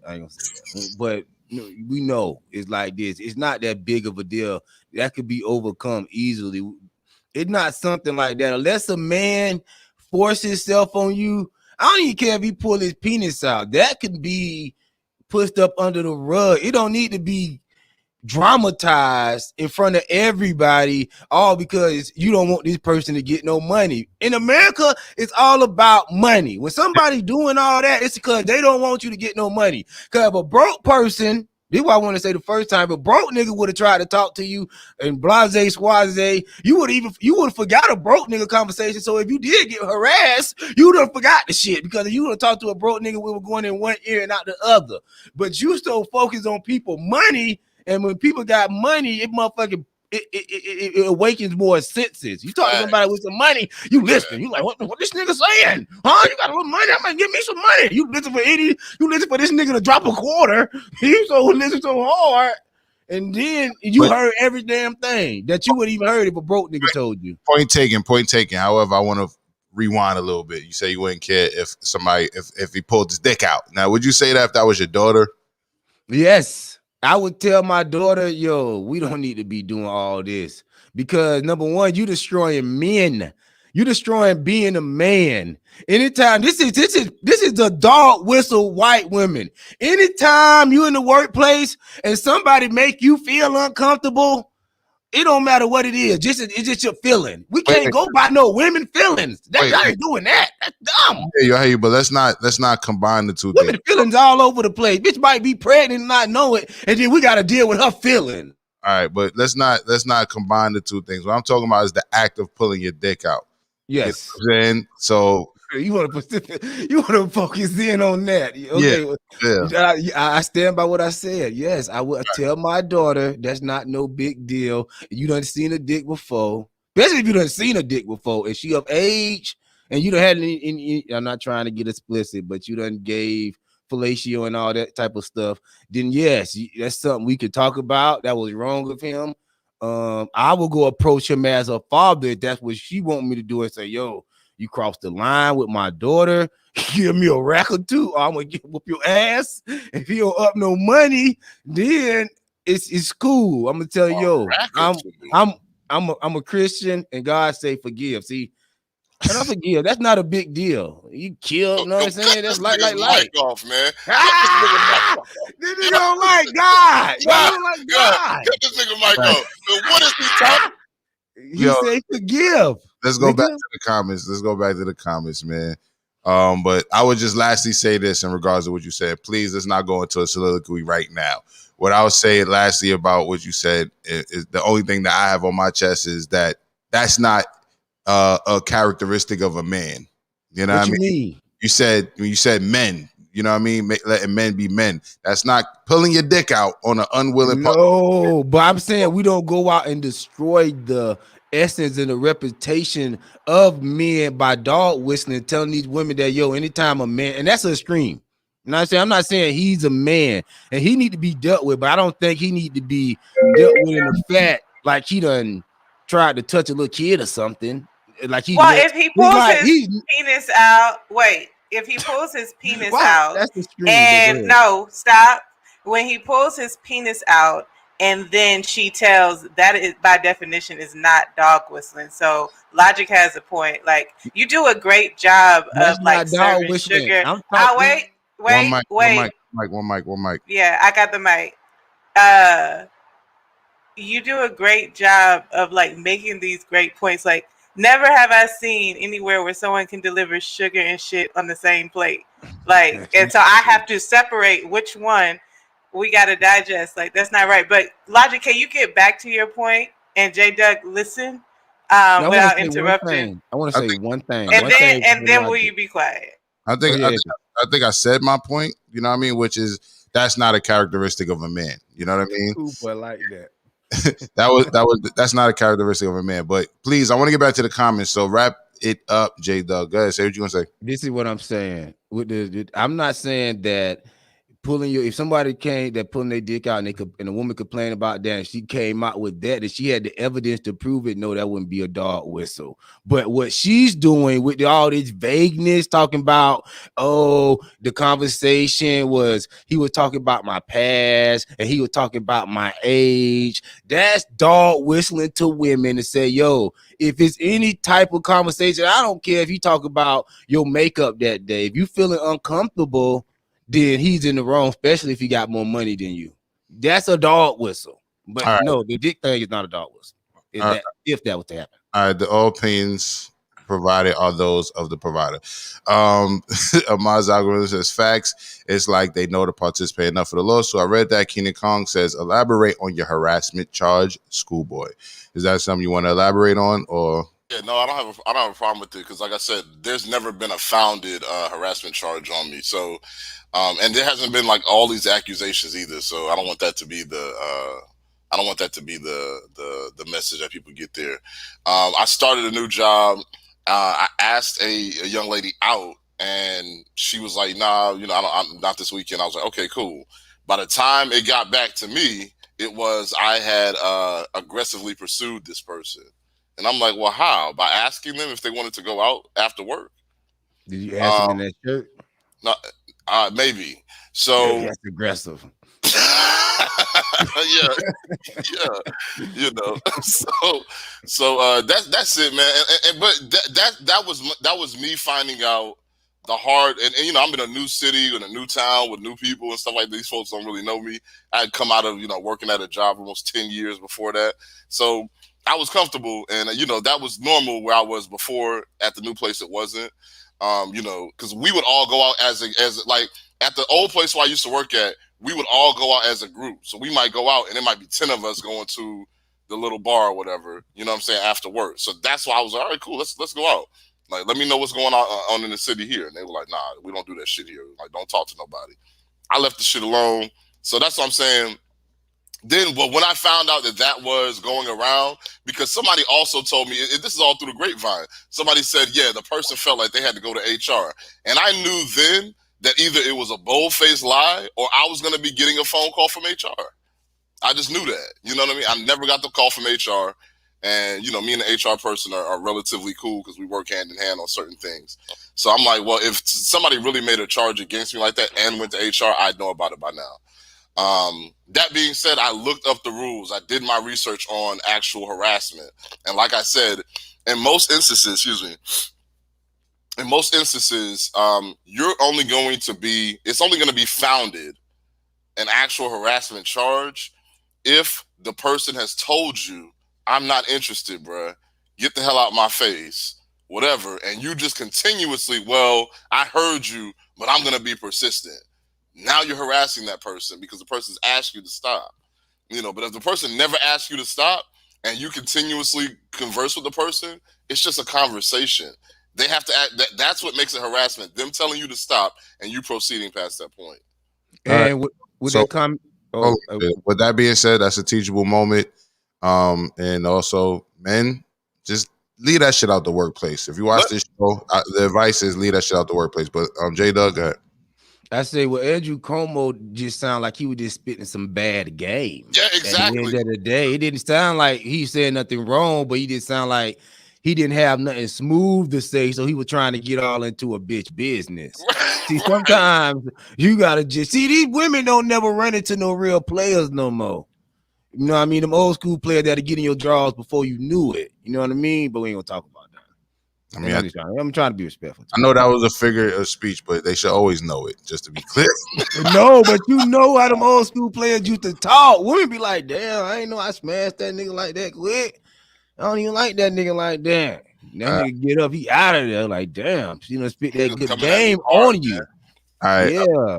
Let's get this with the comments are backed up. Ahmad algorithm salute to my guy says schoolboy looked like the type to get shut down and say fuck you then, bitch. Yeah. Yo, like I always tell folks, look up at, like, I done been out here in the world for a couple decades now, going to these clubs up and down the East Coast. Look for it, and a lot of y'all who watching the show know my actual name. If you do any research on me, you're not gonna find no women out here gonna say nothing crazy like that about me. Why? Because if a chick got one time to tell me, no, nigga, I'm the prize. Mimi said it earlier. She said, I act like I'm God's gift to women. Yeah, God gave me to this life, and I exist now. So when you engage with me, you're seeing a one-of-a-kind model. Hell yeah. You don't want to fuck with me? That's cool. You missed your opportunity. There's somebody else in line. Like, I'm not going to sit here bugging no woman about a vagina when there's billions of them out there. Like, it's not that big a deal. All right. And then he woke up. Let's keep it going. In a dream. My big little sis says, Jersey Jen says, but she confided in him. She had been assaulted before. they had a personal relationship. So that's objectively thinking. Because why would you talk about being raped before if you weren't having some type of personal conversations and or relationship? But she also says inappropriate all the way around, which I also agree with. Yo, let me just say this one last thing, because I know we got the comments coming up. I've said this before. When you go into the management courses, and a lot of the folks who have done the MBA program and stuff like that, they talk about relationships in the office. The vast majority of relationships will occur because people work together, or somebody at work introduces them to somebody else at work in another department. Sometimes it happens in the same department. There are ways to handle those type of relationships, but to make it seem like that's all the way out of bounds, like black people do that shit, white people don't really do that shit like that. It just is what it is. Like, we got to get to a better understanding. It's okay for you to do it. There are ways to do it, and there are certain times when it's just wholly inappropriate. And you just got to kind of it is what it is. It's a dance that people have to play. All right, that's not everywhere, because the latest comment that came in, and I'm going to go back up. Matter of fact, I'm not going to lose my place, but I'm going to read it. She also says, at my job, absolutely no dating. You're subordinates. Even consensual, you're gone. Redemption says, CP time, good morning all. Good morning to you, Redemption. You're never late, you're on time. Does she work at McDonald's? No, Redemption is way too smart for that. Just One Love says, J Doug is hilarious. You already know. Mills Lane says, Cumo is a victim and an abuser, and his accuser is a victim and an abuser. And Y View says, facts. Mr. B. Charleston says, nah, J Doug need a time to heal. Keenan says, J Doug makes some good points. This new generation is way too pussified. Yeah, man. You can't go by this emotional generation. I'm telling you. I grew up with these people. I had, like, in like the 3rd grade, a white girl accused me of sexual harassment. And I think it happened again when I was like in the 7th or the 5th or something. I kept getting accused of harassment because I grew up around some players and they couldn't take that pressure. No, nigga. You got accused of that shit because you're an aggressive, dark-skinned nigga. You know, and that too, and that's that too. You know what I mean? That's why I say everything that real men, when you get them real quality, they be like toxic masculinity. But us old school niggas like Cumo, them the niggas I was raised by. That's we move different. We gonna put some pressure on you because the pressure gonna bust that pipe. But you can't put no pressure on these women these days. They got a vibe. It gotta be a vibe. Ooh, I don't feel. Ooh, I feel it. I feel it. I don't feel it. I feel it. I feel it. Oh, I don't feel it. You will be on the way with these motherfuckers these days. That nigga Cumo was nothing play about that nigga though, man. That nigga said you was abused. You were raped. That ain't nothing play about that shit. That's how she's saying it. He probably say you bruised shit. Let me tap on it. In regards to the back and forth. In regards to the back and forth between Mimi, they had popcorn. They were laughing. Jersey Jen says, brilliant idiot. And she's laughing at that. Ahmad says, Mimi got the revolver in the laptop for J Doug. Keenan says, I pass schoolboy a different shirt. Oh, damn. Brooklyn Hodges says, all this is messing it up for the girls who really want to get ahead of off their looks in their trial, in their I guess in their career. Yeah. Not true. Not true. It's not going to mess it up. I mean, a dude is going to think twice before he lets a woman ahead off of her looks because he's not trying to have that type of relationship with her. No. He may think twice, but girls who are looking for what they're looking for is going to find it. Okay, fair enough. Brooklyn Honcho says if he flat out told them to come sit on his lap or reach and touch, no blood, no foul. Jersey Jen says if someone says stop recording at work, you don't feel comfortable around, don't. And while viewers laughing, Big CC, good morning, sis, says, I can't with J Doug this morning. You have to only listen to 25% of what that nigga say. Well, he's from your town, sis. He's from your town. So y'all raised him. Y'all raised him. Virginia Slim says, when you have to pay child support, you're terrified to lose your job. No one wants to get hit with those back payments. Okay, I guess that's another situation where someone could be terrified of losing their job. She Amarukan News, what up, cuz, says she may know that the governor boy is tied to that mob, secretly speaking. and that's in regards to her being terrified. So maybe in regards to his tides, she was terrified of denying him. And Kelso says, top of the morning to the good brother Kelso. Shia Maruka News also says, peace to the chat, peace to you, good brother. And Brooklyn Honda says, they are offended outside and OnlyFans inside. And Kelso says, Jigaboo back in rare form. Why YouTube delete Jigaboo? What person put that in the algorithm but let nigga slide? Oh, because they wasn't letting him say Jigaboo all the way. Kelso's also laughing. While View says, cut this guy's mic. Kelso says, the look of shock on Mimi's face is priceless. Mimi hasn't ever really been in a show with J Doug except for yesterday. So, I expect to see a lot of shocked faces. No, I've seen his work. Okay. Jersey Jen says, look at Mimi's face like she want to smack him through the screen. And Mr. B says, cut his mic off. Aki Betha says, J Doug is way blacker today than yesterday.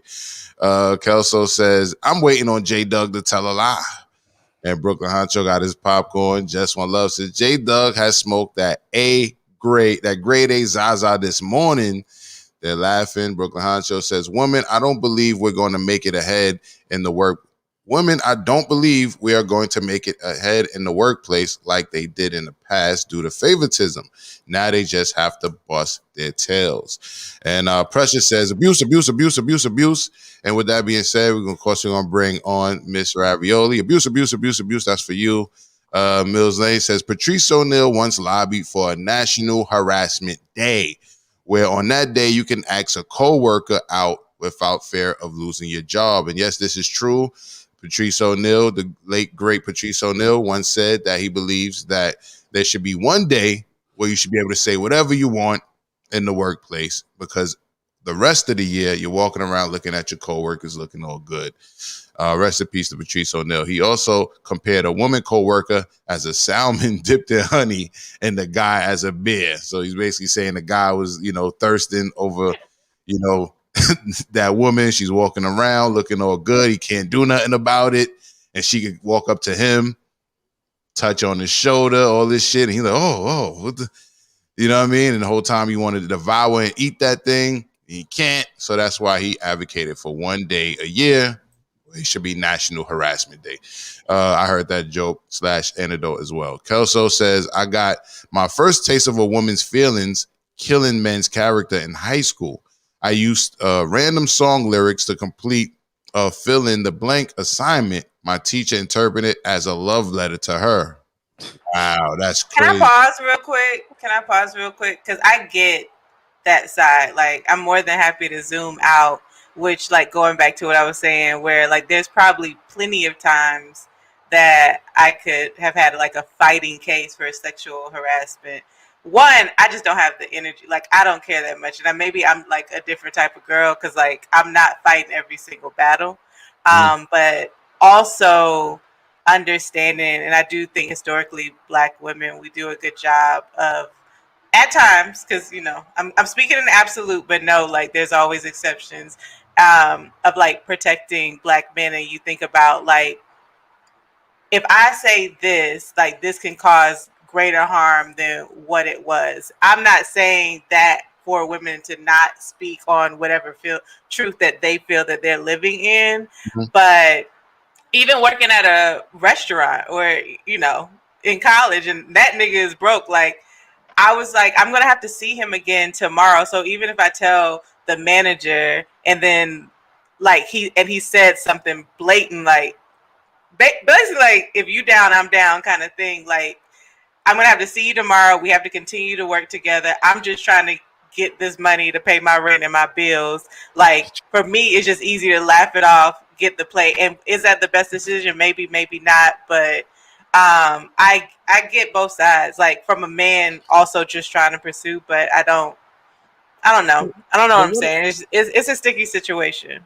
What about when what about when a woman do it? When women be like, yo, I'm down if you down. Men can't do nothing. Like they setting up to the world where women can do whatever they want. And anything a man do, if you don't like it, then you can have a right to complain. I don't think that's right.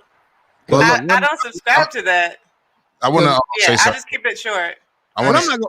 I ain't gonna lie about okay. I I want do to want say to something clean to up that. something. All right, go ahead. Clean it up first. Go ahead. Yeah, because I ain't gonna lie. Sometimes if a woman that you don't want, because sometimes women can be aggressive, but no woman never made me feel like, oh, she harassing me. But it have been some women you get on the job and you know you like, I ain't smashing that. Never. Right. They getting at you. You like, I wish she'll leave me alone. But other than that, I don't think I wouldn't try to get her fired or nothing. And eventually you might be like, yo, she cool. What's up with you? I want Slap it on the top. I want to say something to that. And I think because we're using this as a teachable moment in regards to our different vantage points, I want to say that if a woman and you're in that position and a woman is pressing up on you, you better save your fucking text messages and emails too. Like she would save your fucking shit, right? So number one, you want to have some proof that, you know what I mean? Not only was she willing, but she initiated it. But the other thing I would say is that I would tread very lightly on a woman who was saying certain things to me if I was in a position of power still, right? Because let's look at this scenario we're talking about. Look at Cumo, right? They were already having these personal conversations where she admitted to being raped or whatever in the past. And, you know, my thing is, if I'm talking to you and you divulging all of this personal information to me and all of that, such as you being raped and yada, yada, yada, and I'm in a position of power, I'm going to play you at arm's distance. You know what I'm saying? I'm not going to take that as an opportunity to say, oh, well, I'm going to be the one to make her come fuck out of here. You know what I'm saying? Like, you feel that comfortable telling me this and I'm your boss? Yeah, there's something going on with you. I'm not going to fire you. I'm not going to send you to therapy. I'm not going to pay for your therapy. But I'm not going to interact with that energy. You know what I'm saying? In that way. I'm not going to match that energy with more personal conversation. I'm going to say duly noted, and I'm going to keep my nose clean even more so around you. You feel what I'm saying? And Logic, we sit in the same seat because as a woman, I'm the same way. There have been jobs where I've been the one in power and I've been attracted to someone, and it's like, I ain't going to even let you know those things because I don't want you to think that even if I pursue you and it doesn't work out, then anytime that I have to, like, for lack of better words, reprimand you, that you think I'm caught up in my feelings. So we can talk once one of us leaves his job, but not in that case. And to answer your question, J-Dub, I think it's wrong both ways, but this is just one of those double standards where women get more passes because men don't. Wait a minute. Women get more passes than men, just the same as, like, got the same talks of guys could be hoes, but girls can't, like, or black people can make jokes about white people, but when white people do it, then they're deemed as racist. We have so many. Schoolboy, you said this before, and it has stuck with me since, so shout out to you. There is the textbook right and wrong, but then you also have to take a step back and it's like, well, what is reality saying? And reality saying when women feel sexually aggressed, however that happens, that we listen to it further than we do with men. Is it right? No, but it's reality. All right, I want to really get to these comments, though, y'all. I really want to get to these comments so we can move on a little bit, or even let MsRavioli have a word in. YView says, this nigga looks like a German soldier talking about he's the prize. Talking about schoolboy shirt. Precious says, Mills Lane, which will resolve a lot in undue stress, and there be more suitable compatible couples in the world being honest with one another, which might strengthen marriages too. RP to Mr. P, talking about Patrice O'Neal, number 617. I believe that's the episode he's referring of, the either Indian Opie or the Black Phil show. Kelso says, she took it to the principal without telling me first, and I randomly got called out of class to meet her and my mom without prior warning. I felt like a creep for no reason. The teacher wasn't hot, shaking my head. Well, fuck that teacher, Kelso. You know what I mean? Fuck that teacher. We stand with Kelso. Jersey Jen says, my job, absolutely no dating your subordinates, even consensual, you're gone. Virginia Sims says, if there is a set hierarchy, I don't know why I'm fucking that word up this morning, but in your job, dating anyone in your immediate chain is not looked upon favorably. And Brooklyn Honcho says, I'm a beast, but it's not what you do, but how you do it.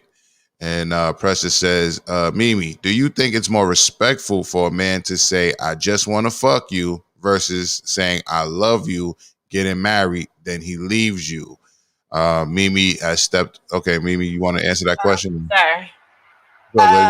Yes. Yes, I think that is more respectful. I appreciate men who are just like, this is what I want to do. Are you down? Is it just me, or does anybody? Your mic got cut off, Mimi. Your mic got cut off. Sorry. No. Short answer, yes, I think it is very respectful for a man to say, these are my intentions, and whatever intentions they are, it's then my job to accept or decline. All right. Kelso says getting a sexual harassment charge in 3rd grade is nuts, bruh. Facts. Precious says I transcended all that shit. Slim says Cumo looked like Lou Ferrigno. Precious says I've sexually harassed at other jobs from my past by HR supervisors, etc. I think he meant I've been sexually harassed at other jobs from my past HR and supervisors, etc. Interesting. Jersey Jen says, I don't work for McDonald's, J Doug. He wasn't asking about you, but this Jersey Jen, I know in real life, my big little sister absolutely does not work at McDonald's as well. MBA. What that is? What's an MBA? I'm not. Masters. I'm not. I got a my master's got me a good. My master's got me a good paying job. It's called zero tolerance for any conflict of interest. MBA. That's the same thing Schoolboy got. Schoolboy has a master's too, correct? Schoolboy. I have an MIS, a master information. Nah. You got something exclusive. I never heard of this one. Now. MIS. What is that? Cricket letter I. It's a master of information systems, and the MBA is minor bullshit avoided. Oh damn. I'm just kidding. Is a master's in business administration, correct? Something like that. Schoolboy. Yeah, MBA, Masters of Business. Master Business Administration. How much you make a year doing that? How much that pay a year? It depends, and so we can go down the rabbit hole with that. But you know, the education game is some bullshit. Is a scam. You don't really need an MBA to do the stuff that you need to do with an MBA. You don't really need an MIS to do the stuff that I do. Well, I can't. I'm not going to blow up where my sister works, but in her case, she does. Big CC says, I know Logic. That's why I said that. Oh, so you know he's from your town. You've seen him around there a while now. All right, cool. Jersey Jen says, any potential conflict of interest. And Precious says, with muscle atrophy. Precious says, was she white? Yes. And Brooklyn Hodges. The girl who accused me was white. Another one was Puerto Rican. Brooklyn Hodges says, oh boy, this nigga. Hi, MsRavioli. And Virginia Sim says, he's agreeing with Pressure. Kelso says she was Puerto Rican. She took it to the principal and they called my mom. The teacher didn't even have the decency to go to the meeting or let me know she felt uncomfortable ahead of time. And Pressure says MsRavioli driving her abuse mobile, big ass steering wheel, Sarah Connor glasses on. And Shan P says, what up? Says, I think at the end of the day, a lot of people forget that you're at work and to get a check, not as, and then take it too far, then reap the consequences later. Well said, sis. And Precious says, OMG, I meant I've been sexually harassed. Yes, I got that. I got that. So before we move on to the next subject, we have to let MsRavioli say what she has to say because I know she has probably a lot to say. So morning, MsRavioli. Take it away. Good morning. Good morning. Okay. I think that the lady was exhibiting signs of a typical victim. And I also want to say that when you're being harassed as a woman, like it is, and this is from professionals that I've spoken to, for women, it is best to go to a man to say that something has happened to you because, and I'm going to put this in my own words. When a woman tells another woman, the person that the victim is confiding in is going to try and think about all of the things that she did not do or that she would not do. So she's going to be saying, well, I wouldn't do that as the woman is telling her story. Is that real? Is that something? Why did she do that? Even if she doesn't say it out loud, and she's never going to be able to absorb it in the way that a man would, that's just something I heard from professionals. You all can take that and use it or not use it if you like. Um, it is uncomfortable working around someone on a day-to-day basis if they have made advances towards you, and you don't have an interest in them. And just because she did, the thing is about her telling him about her past experiences or Mhm. experience, as I'm saying it right now, someone where I am, gentleman, pulling out his penis right here. Officer is driving by. Now he's pulling up his pants. Anyway, Right now? anyway, Wait, right right now. now? Yeah, that's Yes, some Atlanta shit. That's that fucking homeless people right shit. now. You know, it's All Star Weekend. They have scooped up all the tents and thrown the people's clothes and tents across the street and they cookware and all that. Because you know we have tent villages down here, but you know they said not for NBA All Star Weekend. You don't, and it's like they all this So things you got rained saying, on, so now the people are scattered. so Miss Ravioli, you saying right now a man was pulling out his penis, right? Yes. That sounds like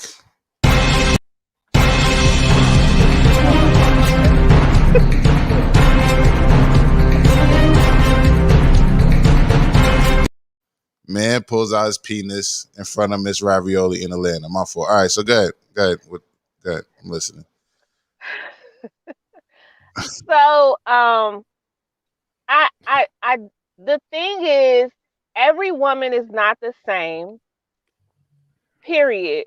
So you can't use this one rule. Like each guy can't use this one rule for every single female. Everybody is different. Hmm. Does that make sense? Yeah, sure. Everybody is different. But the And rule of thumb is, that if you ask me, is if you're in a position of power and you're at work, don't try to holler at the females. That's just what I think. You know what I mean? I think everybody's different, but I think that should be the rule of thumb. If you have a relationship outside of work and it goes there outside of work, that's one thing. You know what I mean? But Yo, I just wanna bring something to the fore that Miss Ravioli said, which is unfortunate. Well, it's not unfortunate. I think it's less unfortunate, more natural. It just is what it is. She said that if a woman gets harassed at work, she should take it to a man as opposed to a woman, according to the professionals. And what she didn't say, but I think is implied, is that men are gonna be more rational in that situation. Am I mistaken there? It depends on what guy you run to, because some men it take advantage of vulnerable women. So you come to her and be like, "Yo, he harassed me," and then you run into the arms of a real player. Next thing you know, you try to run for some dick. Now you got some dick in you anyway. You know what I mean? And I'm not trying to be vulgar, but okay. that can happen. J Doug is No, J Doug is absolutely correct. He's absolutely correct because yeah, what, let me include Wait, a trust go ahead, Miss Ravioli. Go ahead. let me include the word a trusted male, like someone that you trust, someone you know that would not prey on you because you are showing vulnerability. Mm-hmm. Period. Thank you, J Doug and Schoolboy. All right, that's what's up. I'm gonna go. Are you done your part of your feedback, Miss Ravioli? Before I move on to No, the I also wanted to say, like, when you all someone said somebody was way too smart for that. Um that is why a lot of victims that hold high titles and that are very educated, that's why they don't come forward, because they feel like they were too smart to get conned, Mhm. and they don't want to feel that shame, because I'm sure that that woman, with her position, doesn't want to tell everybody what happened to her because people are going to start judging her. Like people would immediately start judging her, especially the women around the office or in the building or whatever the setting is, because everyone wants to know, for the most part, what did she do in order for him to feel like it was okay, when the reality is that you don't have, as a victim, there's nothing that you have to do because the abuser doesn't think logically. So there's nothing you had to do. They just do whatever it is they want to do. And then my other question for the whole panel, well, with the reality, when Schoolboy said that, I caught it when he said it the last time. Everybody just knows Schoolboy has been to therapy sessions. That's where they say that all the time. Well, what's real? But what's real? And for everyone, what type of evidence meets your, I believe the rapist raped him or her threshold? I don't understand the question because you got cut off, but I will say this. If you knew for a fact that Schoolboy went to therapy, you just violated HIPAA laws. But go ahead and ask that question again. I don't know that for a fact. Okay, what type of evidence meets your, I believe the rapist raped him or her threshold? Okay, J Doug, you wanna take a shot at that question? I'm a more spirit to spirit type of person. I don't believe nobody. That's the thing. So it'll have to be, I don't know what made me believe you. You have to be somebody I know personally. Mm-hmm. But I can trust you and be like, oh, you got raped, let's look into it. But I can't say I believe you because I done seen some crazy stuff in my life and people be lying too much. That's what I know about people. They just lie. Used to lie. So but I can't say. I feel you. I can't get no blanket answer for that. I feel you on that. I believe men. Schoolboy. Yeah, my thing is always I'm going to encourage, because I've run into this before. I'm going to encourage that woman to report it, let it be investigated. Report it, let it be investigated. Go ahead and get that rape kit. I want the evidence as much as you want the evidence, so that I'm not out here evangelizing a potential lie. And I also validate the fact that if it did happen, the person who did it can be pursued with the truth.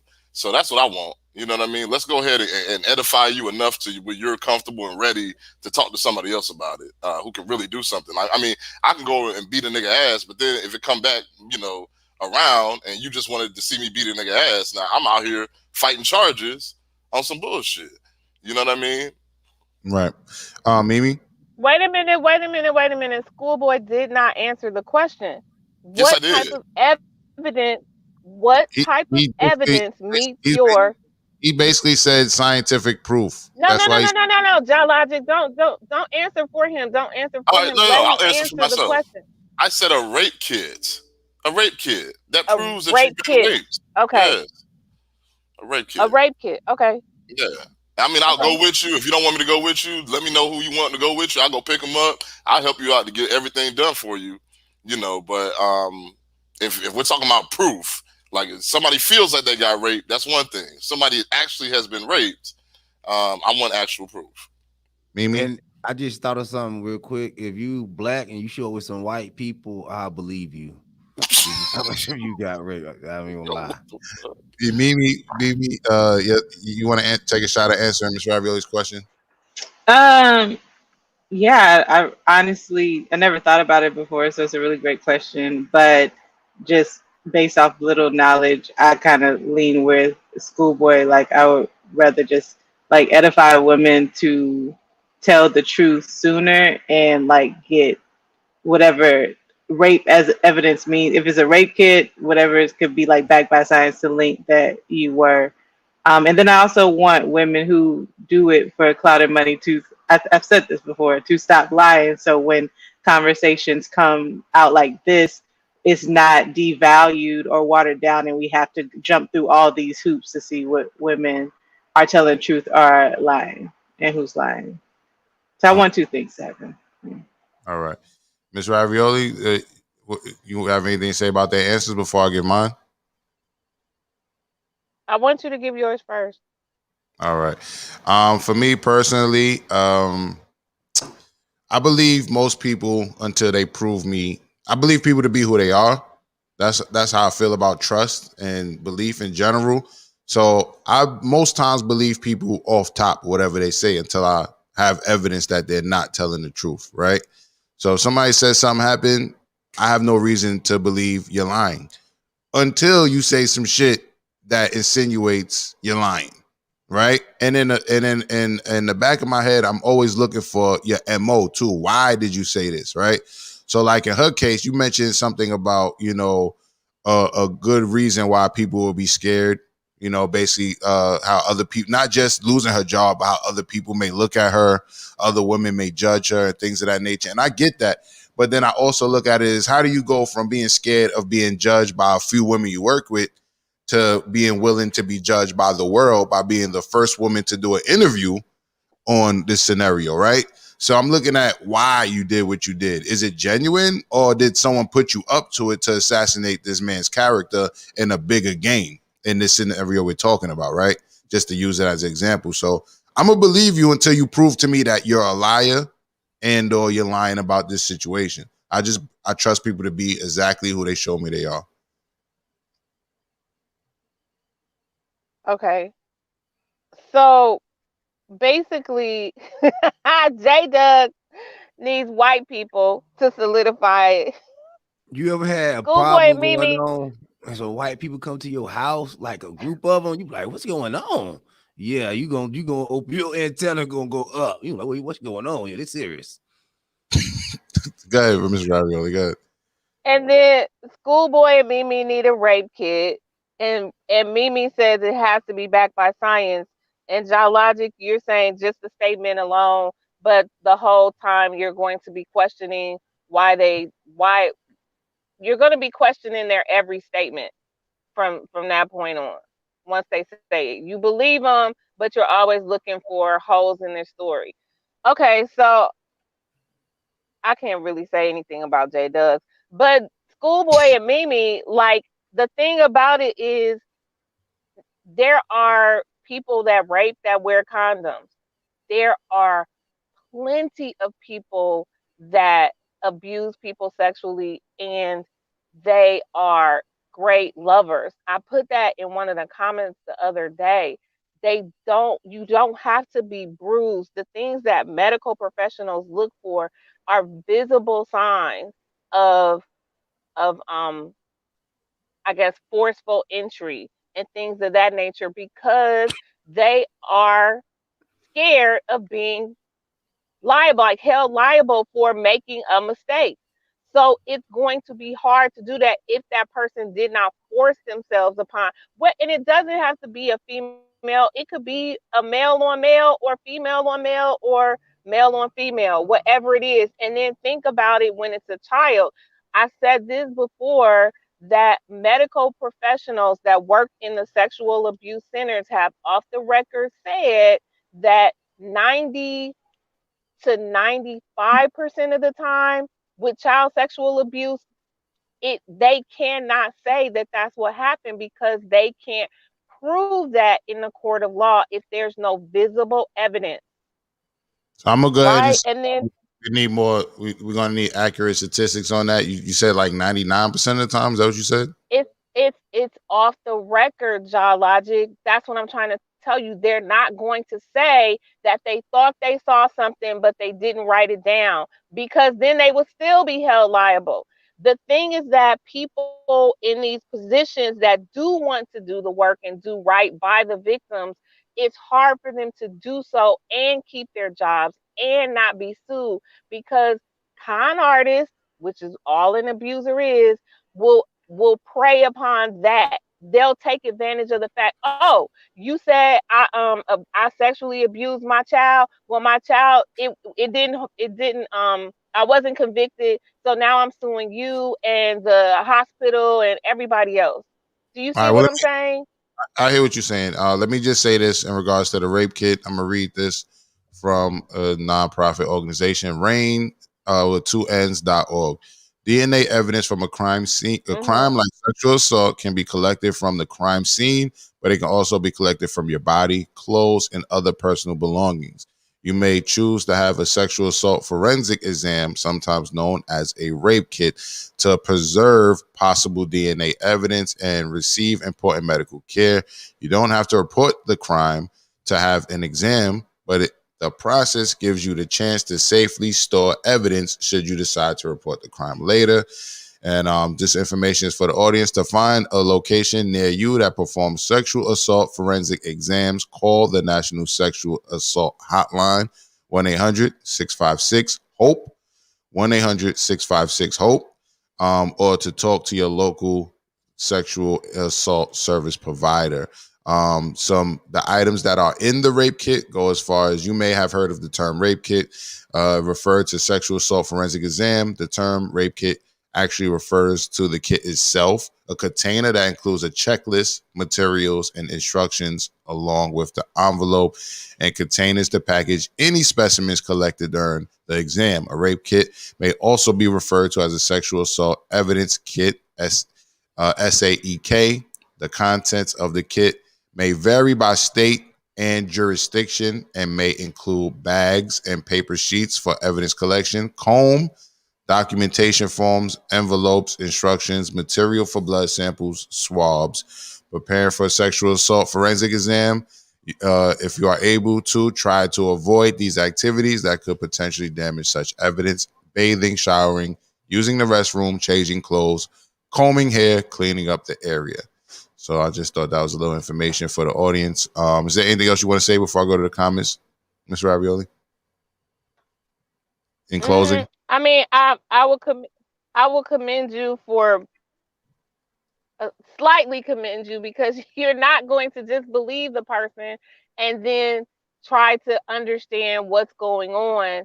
You're really trying to look for holes in their story when all of the time when someone has been assaulted, they're traumatized. So there will probably be, more than likely be, holes in their stories from your perspective, but that's really just them expressing like the trauma, because they may not remember everything, they may not state it in order. And as far as those forensic, like the rape kits, not everybody knows about that. And don't forget that there are abusers that will make their victims shower or hang on to their clothes and That's what they send them did to off in shorts. Raz B. That's what they did to Raz B. Allegedly, Chris Stokes made them, the B2K dudes, take a shower. Made them take a shower together before the office meetings. So I don't mean to cut you short, but we want to get to these comments. Jersey Jess is waiting for. Quick thing. Okay, go ahead. So one quick thing. So one sign may be when you see the girl leaving in the guy's clothes. That's a sign. Shorts, your homeboys. No, I said may. It may be. All right, fair enough. Thank you for your input. Jersey Jen was waiting for your input. Said the suspense may be building. Kelso says women need to come to work in baggy sweatsuits. They look better at work than anywhere else. I know. Do you be round them all day? And by the way, MsRavioli, when they leave with the basketball shorts, that means you smashed good, and she couldn't find her drawers. That's what that means. So that's opposite of what I done heard in these streets. All right, Virginia Slim That's says. why I said may. All right, Virginia Slim says I got to work, get my job done, talk who I need to talk to, and keep it pushing. Getting ass isn't worth messing up your paper. Facts. I'm not there to make no friends is what most of us say when we work with a bunch of assholes. I'm not here to make no fucking friends. I'm here to get my check. Kelso says, MsRavioli, the only person who happens to get deeks whipped out on her in Atlanta. I've been all up and down Peachtree and never seen a man diddling himself. And Brooklyn Hunter says, I agree with Kelso, but I've definitely had guys whip their penis out on me in Atlanta and New York. So, and other places. On the street? I don't know why guys want to, I don't know why guys like to do that. Or when airdrop came around, like I've been on the train and like had anonymous like Dicks pop Y'all up on my women need phone. to have better communication with each other because y'all be like, yo, why you mean doing this? Some women, when you whip it out, they be like, yo, let me hop on that thing. It works sometimes. It's a success rate. It's like hitting the lottery. You know, hey, boom. Are you Enough talking said. from experience, J Dog? Are you talking? No, I'm just telling you. I know I done heard stories to where like you be in a room with a woman and you just like, yo, you whip it out, like, yo, let's get to it. What you gonna do with that? I heard stuff like that. This nigga copping, please. This nigga All copping. right. Yeah. Broken Honcho says, if not, it's not disrespect. Miss Ravioli know what I'm Miss Ravioli know that's how the party starter. Yeah, you just whip it out. I love how you said women need to have better communication for y'all whipping y'all dicks Yeah, out. That makes we need to have better communication with each other for you you like, because girl, you chose to whip your dick. Okay, no, I'm but just gonna be quiet from the rest, but you full of shit. listen, no, but y'all be like, girl, you know, I like when you whip it out on me. Yeah, y'all know how y'all talk. Yeah, do you understand what's going on in these streets? You won't be surprised because that does. Ain't nobody surprised. That's The a only move to be made. That's a move. That's just one move. It's in the chamber. yeah. We about to go in. Pay All attention. right, guys. I'm not. Let's wrap these. It's my birthday. Yes. Happy Oh, it's birthday. your birthday. Happy birthday. Let's get to these comments. Let's get these comments, please. Broken Hunter says, it's not disrespect if a man wants to meet up after work for drinks. Kelso says, and that's in regards to what Schoolboy said, I believe. Kelso says, you're going to know when a woman wants you at work. If you have to initiate anything with the woman, just leave it alone, brothers. I agree. Kelso says, since men empower hitting on women at work is the norm and have helped women advance in their careers, should we teach women to expect non-physical sexual advances at work and how to better handle it?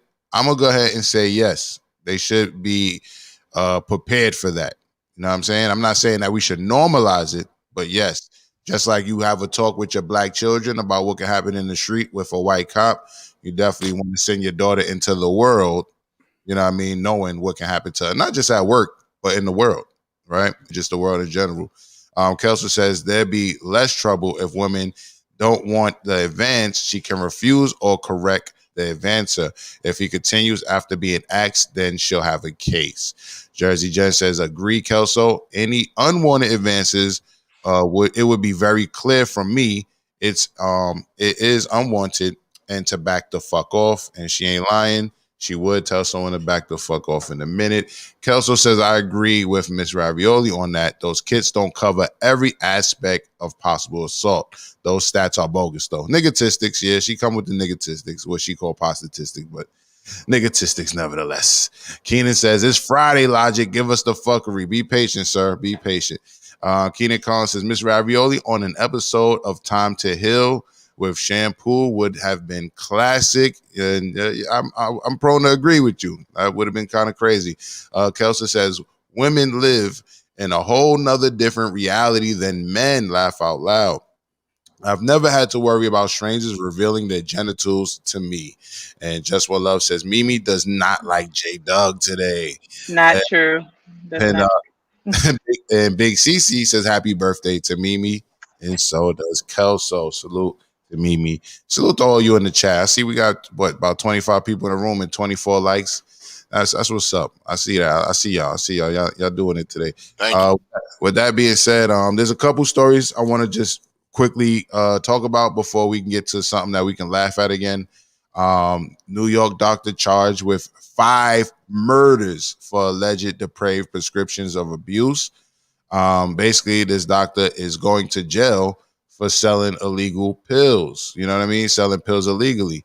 And I thought that was pretty interesting that he's going to jail for it. You know what I mean? For the murder, rather, not just selling the drugs, but for the murder of the people who took the drugs. So let's hear it. It's a quick 1-minute video. Now on Long Island, a doctor has been arrested and charged with the murders of 5 of his patients. Law enforcement officers walked Dr. George Blotti of Nassau County into the courthouse building just a short time ago. That's him right there. This is what's believed to be the first case of its kind in New York State. He is being charged with depraved indifference for his patients' deaths. Despite unmistakable signs that the patients that he was seeing were in the throes of addiction that was debilitating, We allege that this defendant cravenly continued to prescribe shockingly reckless and foreseeably lethal doses of dangerous painkillers, all the while billing insurance and collecting cash. We allege that each death attributed to this physician can be directly traced to prescriptions he wrote with unconscionable and reckless disregard for their lives. The district attorney also says Dr. Bellotti was previously indicted in 2019 for similar allegations. She says since then, their investigation found evidence of his patient's family members asking him to stop prescribing opioids.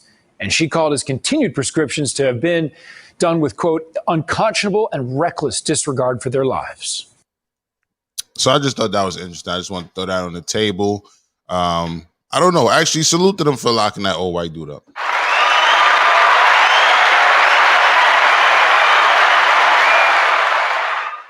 Salute to them. Usually you see us getting the the fucked up end of the stick. You know what I'm saying? But in this case, they're locking this doctor up for prescribing pills to people who are addicted, resulting in death. Anybody have anything to say to that before I move on to the next story? Mine is just real short. I wish they just would have called him like a medical drug dealer or something like that. Like, not a doctor. That's it. MsRavioli.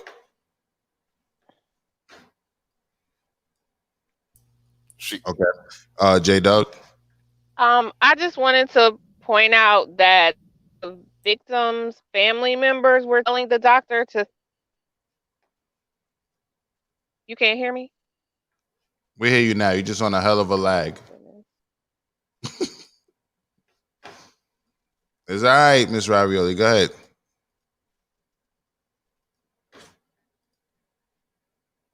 All right. You can hear me now? No.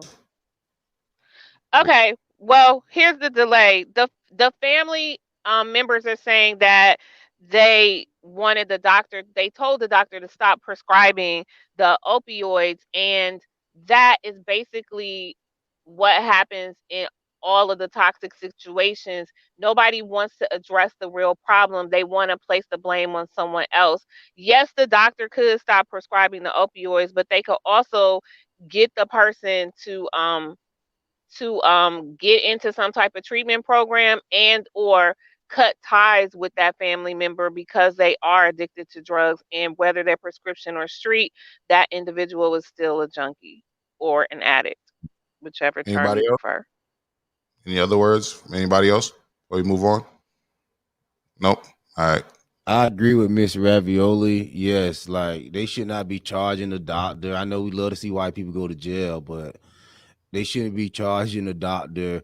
Those people want to get high, they're gonna get high with or without him. You know what I mean? But you had to go to him to get the grade A to get the stuff off the real shit. But I don't like this, man. Nobody doing.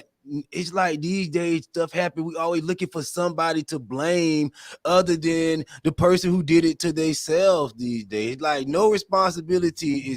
It's always somebody else's fault. That's an evil spirit that's going around. All this blaming. No, we gotta look at family members always talk about, oh, you did it, you did that. Nobody didn't do nothing. Your people got high.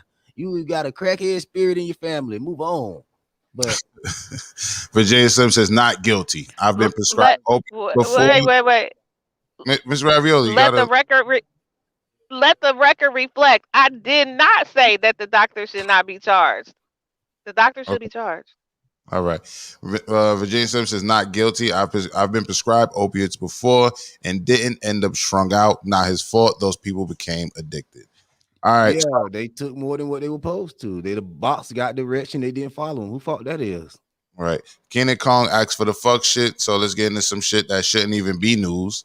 But apparently Tekashi 6ix9ine is looking for that boy pussy. Oh no, honey. Says something. Lil Nas X is outing him. You know what I mean? He's outing him. So he put up a video with screenshots where Tekashi basically asked him, gonna be in your city. So what you doing? Y'all already know what you're doing mean. So Lil Nas X is blowing up the fact that Tekashi was in his DMs asking him what he was doing. Tekashi 6ix9ine has been caught in the middle of a lie. after Lil Nas X exposed alleged DMs from the controversial rapper. It all started with DJ Academics made an Instagram post about China making COVID-19 anal swabs mandatory for foreigners. 6ix9ine commented on the post, writing Lil Nas X entered the chat. Lil Nas X responded to the remark by posting TikTok video of dancing to his single alongside a screenshot of 6ix9ine reaching out to Old Town Road artists. Yo, read the first DM from the rapper and later wrote, "Gonna be in your city soon. What you doing?" 6ix9ine quickly responded by making an Instagram story post claiming he never sent the messages. He shows viewers his direct messages and revealed that he never accepted a message request from Lil Nas X. However, many Instagram users were not convinced, as they pointed out the ability to delete messages. What say you, those of you who want the fuck shit? Was Tekashi trying to get the boy cunt of Lil Nas X, or was go ahead. We just alleging, we're just assuming right now. We don't have any evidence. Obviously, none of us knows these characters, but we can just speculate. J Doug, where you at with it? No, I feel like this like that gay harassment that gay people do to straight men that's never talked about because nobody don't care about what men go through. It's never a big deal, but that's what that is, and we should be outraged by that. How these gays just want to just jump all over straight men and just accuse people of being gay. If it's nothing wrong with being gay, don't accuse me of it. If I want to come out of being gay, they let me come out. Well, don't try to act like you out in something. If there's nothing wrong with it, but it ain't, but you make it like something wrong. But whatever. But yeah, that's it. I don't think it's just harassment. That's the type of harassment I don't like. Kelso says him denying it is funny as fuck. I agree. You know what I mean? If it wasn't true in that situation, especially knowing what Tekashi 6ix9ine has done in the past, the type of antics he's used to, get his fame, I wouldn't have just said anything. It doesn't matter. You know what I mean? You walk around with rainbow hair and never explain that shit. Don't explain the DM, nigga. You know right about that too. He be wearing wigs and all that. Yeah. So yeah, you right about that. You got nothing to hide, nigga. So there you go, Keenan Kong. There's your fuck shit for the day. Also, just really quick, we were talking about people with claims of rape and harassment and all that. I just also think that while we're talking about the entertainers, that we should talk about the fact that, well, not talk about, I just want to throw out there, apparently Nicki Minaj is being accused of her and her husband intimidating the witness that's claiming, I guess the husband has a rape case. The husband has a rape case, and they're claiming that they are intimidating the woman. The woman who allegedly was raped at knife point by Nicki Minaj's husband, Kenneth Petty, in 1994, when she and Petty were both 16, has spoken out to the Daily Beast about being intimidated over the case. Speaking about the 1994 incident, the woman, who's only using her first name, says that she's immediately reported the incident, but she adds that her adoptive mother told her, "Sorry you got raped, but you should have screamed." She also adds that Petty's parents told her and the family that she and Petty were dating, which she denies. Jennifer also added, "My family allowed his mother and father to take me to go see a district attorney and pretend like they were my aunt and uncle. I think I kind of always just felt like people wanted me to be a liar." And she's also saying that she was intimidated. She spoke up with a lawyer representing Petty. Another time, her brother's close friend offered her $20K in cash if she allegedly agreed, to sign a letter he had typed that stated she lied about her assault. In Facebook video, Jennifer's daughter, Kenya, recalls witnessing the incident involving the $20K, stating, I'm pulling up and I'm witnessing a motherfucker putting 20 fucking bands cash on my mother's lap, trying to ask my mom to write a letter. 20 bands? Like, are you serious? My mom put it right back. Jennifer states that her brother and his friend were interested in helping Minaj and Petty because the friend wanted Nicki to appear at his daughter's 16th birthday party. Jennifer says her brother wanted Nicki to do a promotional walkthrough at the club and split the profits with her cousin. And without reading the rest of the actual article, I will say this. It just seems like they're all pretty comfortable, or familiar rather, not comfortable, familiar with each other. It sounds like it's one group of them that all know each other pretty well. Virginia Sims says, I think it's more cloud chasing. The more he stays in the news, the more relevance he gets, talking about Tekashi and or 6ix9ine. Mills Lane says Lil Nas X and 6ix9ine are both attention addicts, and trolling is a pure form. Kelso says, for sure, industry stage play at work. Lil Nas X probably don't even control his Twitter. Good point. Good point. So, yeah, we talked about sexual abuse. We talked about the Civil War report. We spoke about the COVID update. There's potential nasal spray that they're using as a vaccine that should be coming out. That is in stage 1 right now. There is a positive story I want to leave on that note. I want to leave on a note of a positive story.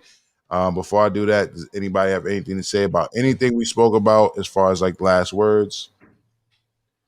Especially MsRavioli, because you were not here.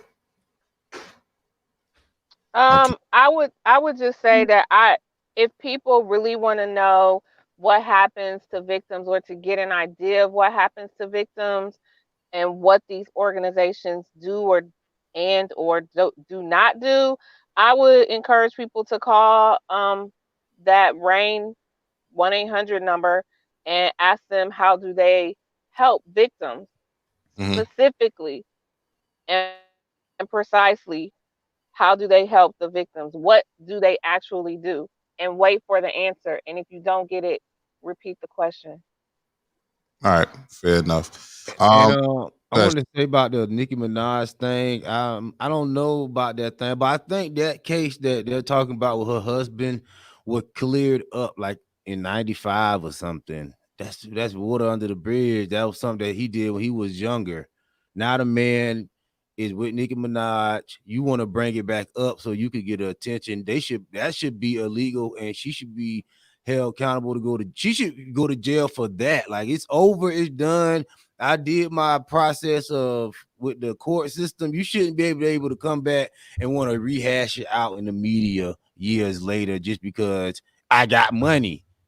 I don't want to. That's not right. That's not right. Because if I was broke, it wouldn't be no problem. You would go live your life. So you think it's a form of blackmail? You're saying yes. It's a form of evil, and that should be a charge. See, we like to charge everything else but real evil acts, and I don't like that.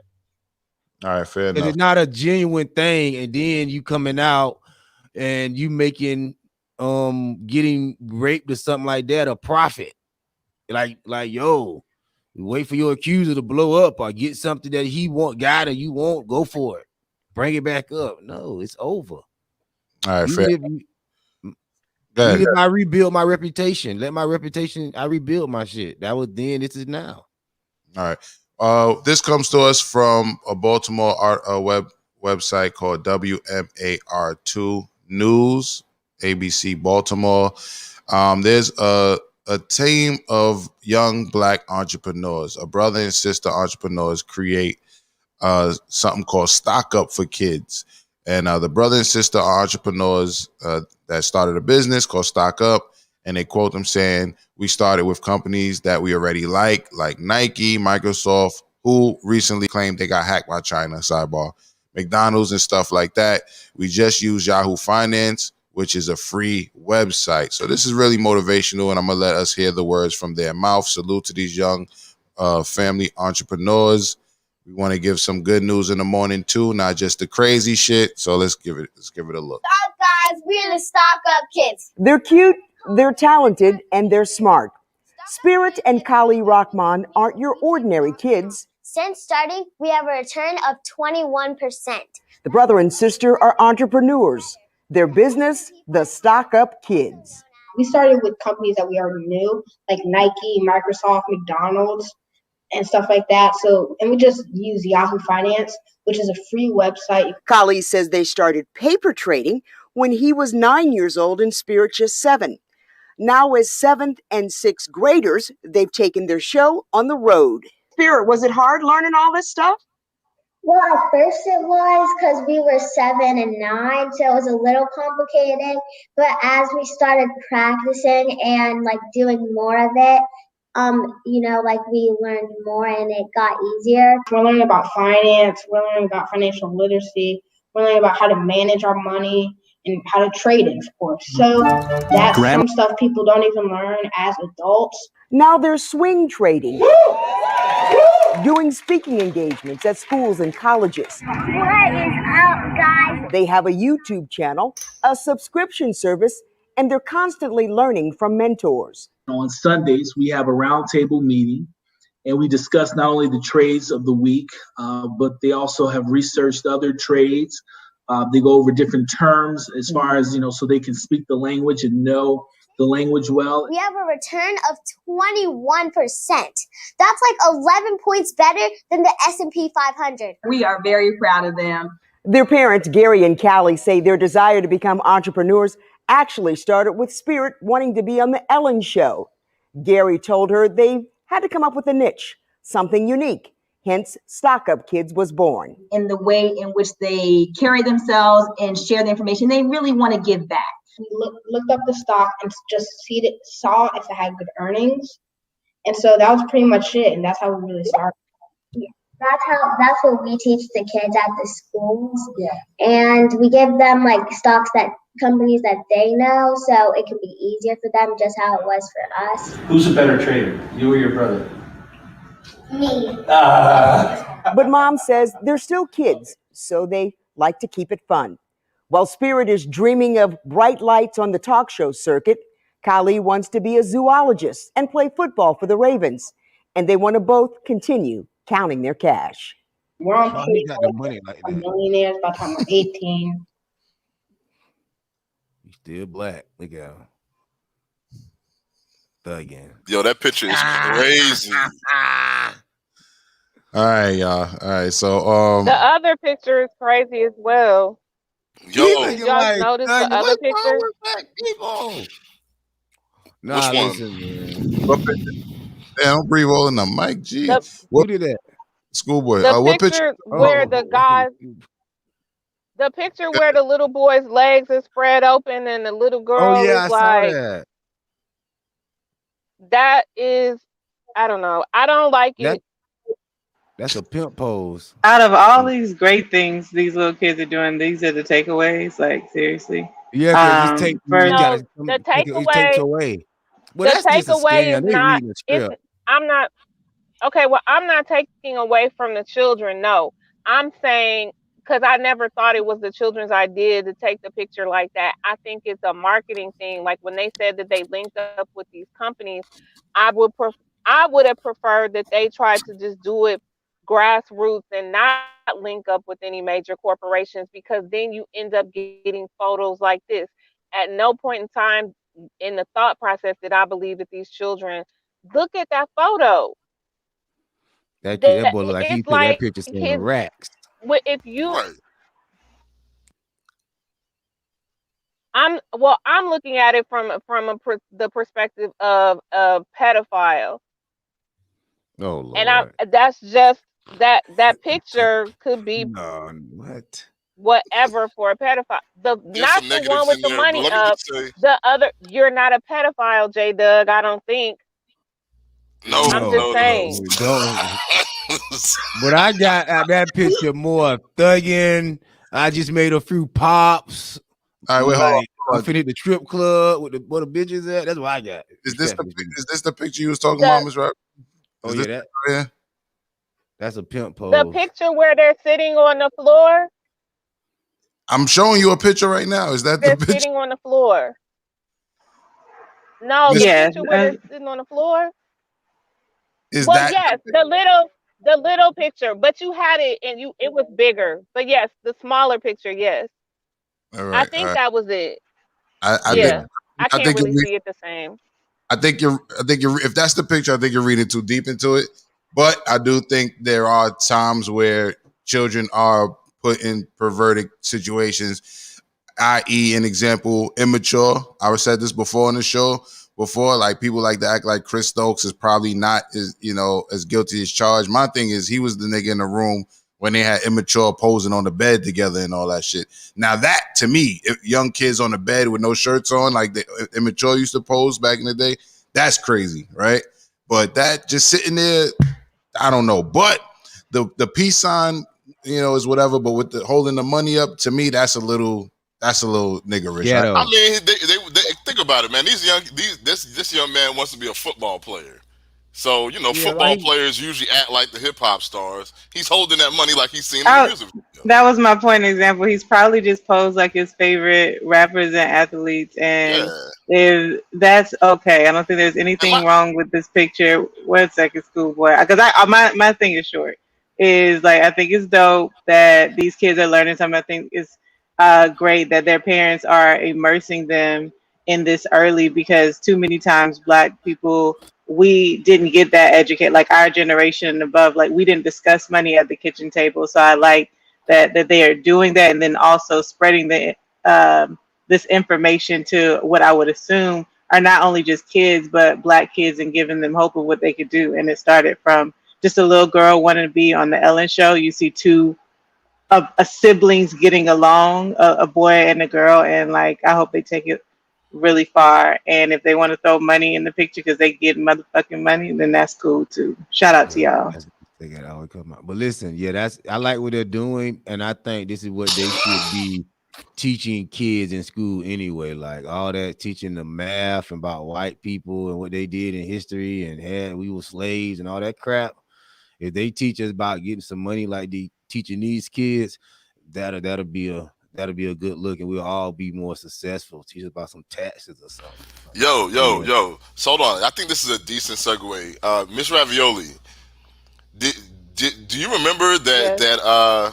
do you remember that back in the day, like 2014, we met each other? No. Like way Unless back in you the tell day. me where we met. We were on campus, and I did a summer program with the professional organization, and I was teaching kids how to code that summer. Do you remember that? I remember somebody else teaching kids how to code. Were you in there True. I with sat in him? the back. Yeah, I was in the back of the classroom, and I was trying to learn too with the kids. Yeah. You taught you a teacher. Was you teaching or you were learning? Well, I set up the class. I actually got the person who was teaching the class there, and I made sure the computers were working. I've been trying to get in contact. So I've been trying to get in contact with him. I'm gonna hit you up on Instagram. Perfect. Okay. Cool. Yeah, man. Back in the day, it's crazy that we meet on this platform now. And back in the day, I was hosting a program for the kids to learn how to code as well. And MsRavioli, because I recognize the email address. You went from just teaching as an aside. Yeah. All right, so Jersey Jen says nothing wrong with the pic. They made sure her dress was long and she crossed her legs, so they were conscious of the pic. Mr. B says, nah, Ravioli, take is disturbing. Louisville says abuse, and more abuse. Redemption says this shit is too much. Mr. B says, I like it. Just One Love says, so this all started because the daughter wanted to be on Ellen. Good job. Big Cece says, young king, young queen. I love to see it. And Kelso says, they got kids YouTube scamming early. I respect the jokes. And Brooklyn Hunter also says,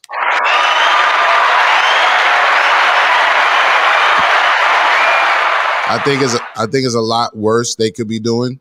You know what I mean? I think it's a lot worse they could be doing. However, were they motivations purely just to be educated and, nation build or whatever? They're kids. You know what I mean? They see stuff on TV. They want to mimic it. Hence, like what some of the people mentioned earlier, they might be, granted, they shouldn't be looking up to rappers and sports players, but if they look up to their favorite rappers and sports players holding money up, which is like some goofy shit to do, at least they doing something positive to get the money. You know what I'm saying? But I think the parents it's a slippery slope. It's a slippery slope. So you definitely don't want your kids to end up being goofies just because they started on the right path. The road to hell is paved with good intentions. You know what I mean? But shout out to the parents. It feels like they have a good foundation, because like she's like, I want to be on Ellen, and she basically said you need to do something really important and cool to make you like special enough to go on Ellen. You know what I mean? Like it wasn't like, let's go be viral off of like something stupid. You know what I mean? Like it was a good way to set her up to drive that motivation in a good direction. Wasn't cooning and buffooning to get on Ellen, because Ellen liked that dancing, and Judah came up there with what do you call it, tap shoes. Ellen had her on there quick. I like the tap, Miss Ellen. Anyway, salute to my panel. You know what I mean? Mimi F. Baby, Schoolboy, MsRavioli, and J Doug. J Doug, you think you'll be pulling back up more Fridays at least?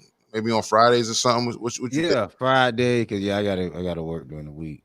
All right, so Fridays would be a good day to end the week off with a bang. You know what I'm saying? I think it was who was it? Keenan Kong said he wanted to fuck shit on a Friday. So I think we went a little heavy into just, regular shit that we talk about. But, we'll bring J Doug back on Fridays and we'll cut up a little more. Salute to everybody in the chat. Real talk. I see the likes are really close to how many people are watching. And that means a lot because it's starting to be weird when you see like certain amount of views and certain amount of likes. It's like, yo, like, are you watching us because you don't like us? Once again, if you don't like us, don't watch. You're only going to get the bubble guts. All right. So you know what it is? What is it, MsRavioli? It's that YouTube keeps all of those videos in like a file every time you hit the thumbs up. I mean, I used to care. I don't anymore. But that might be something. Well, you can actually change that, right? You can actually change that. You can make your videos that you like, you can make it private. Like you don't have to have it pop up on like make an automatic playlist of the videos you like. You know what I mean? Of course, the algorithm is going to keep track of shit for you, but you don't have to make it public what you like. Ahmad says, good show. Salute to you, my guy. Kelso says, thank you all. Another banger. Salute, my guy. Redemption says, people who downvote are abusers. And Virginia Slim says, dope show as usual. Thank you, brother. Thank you, my guy. Real talk. So, salute to my panel. Salute to the chat as always. And you already know what time it is.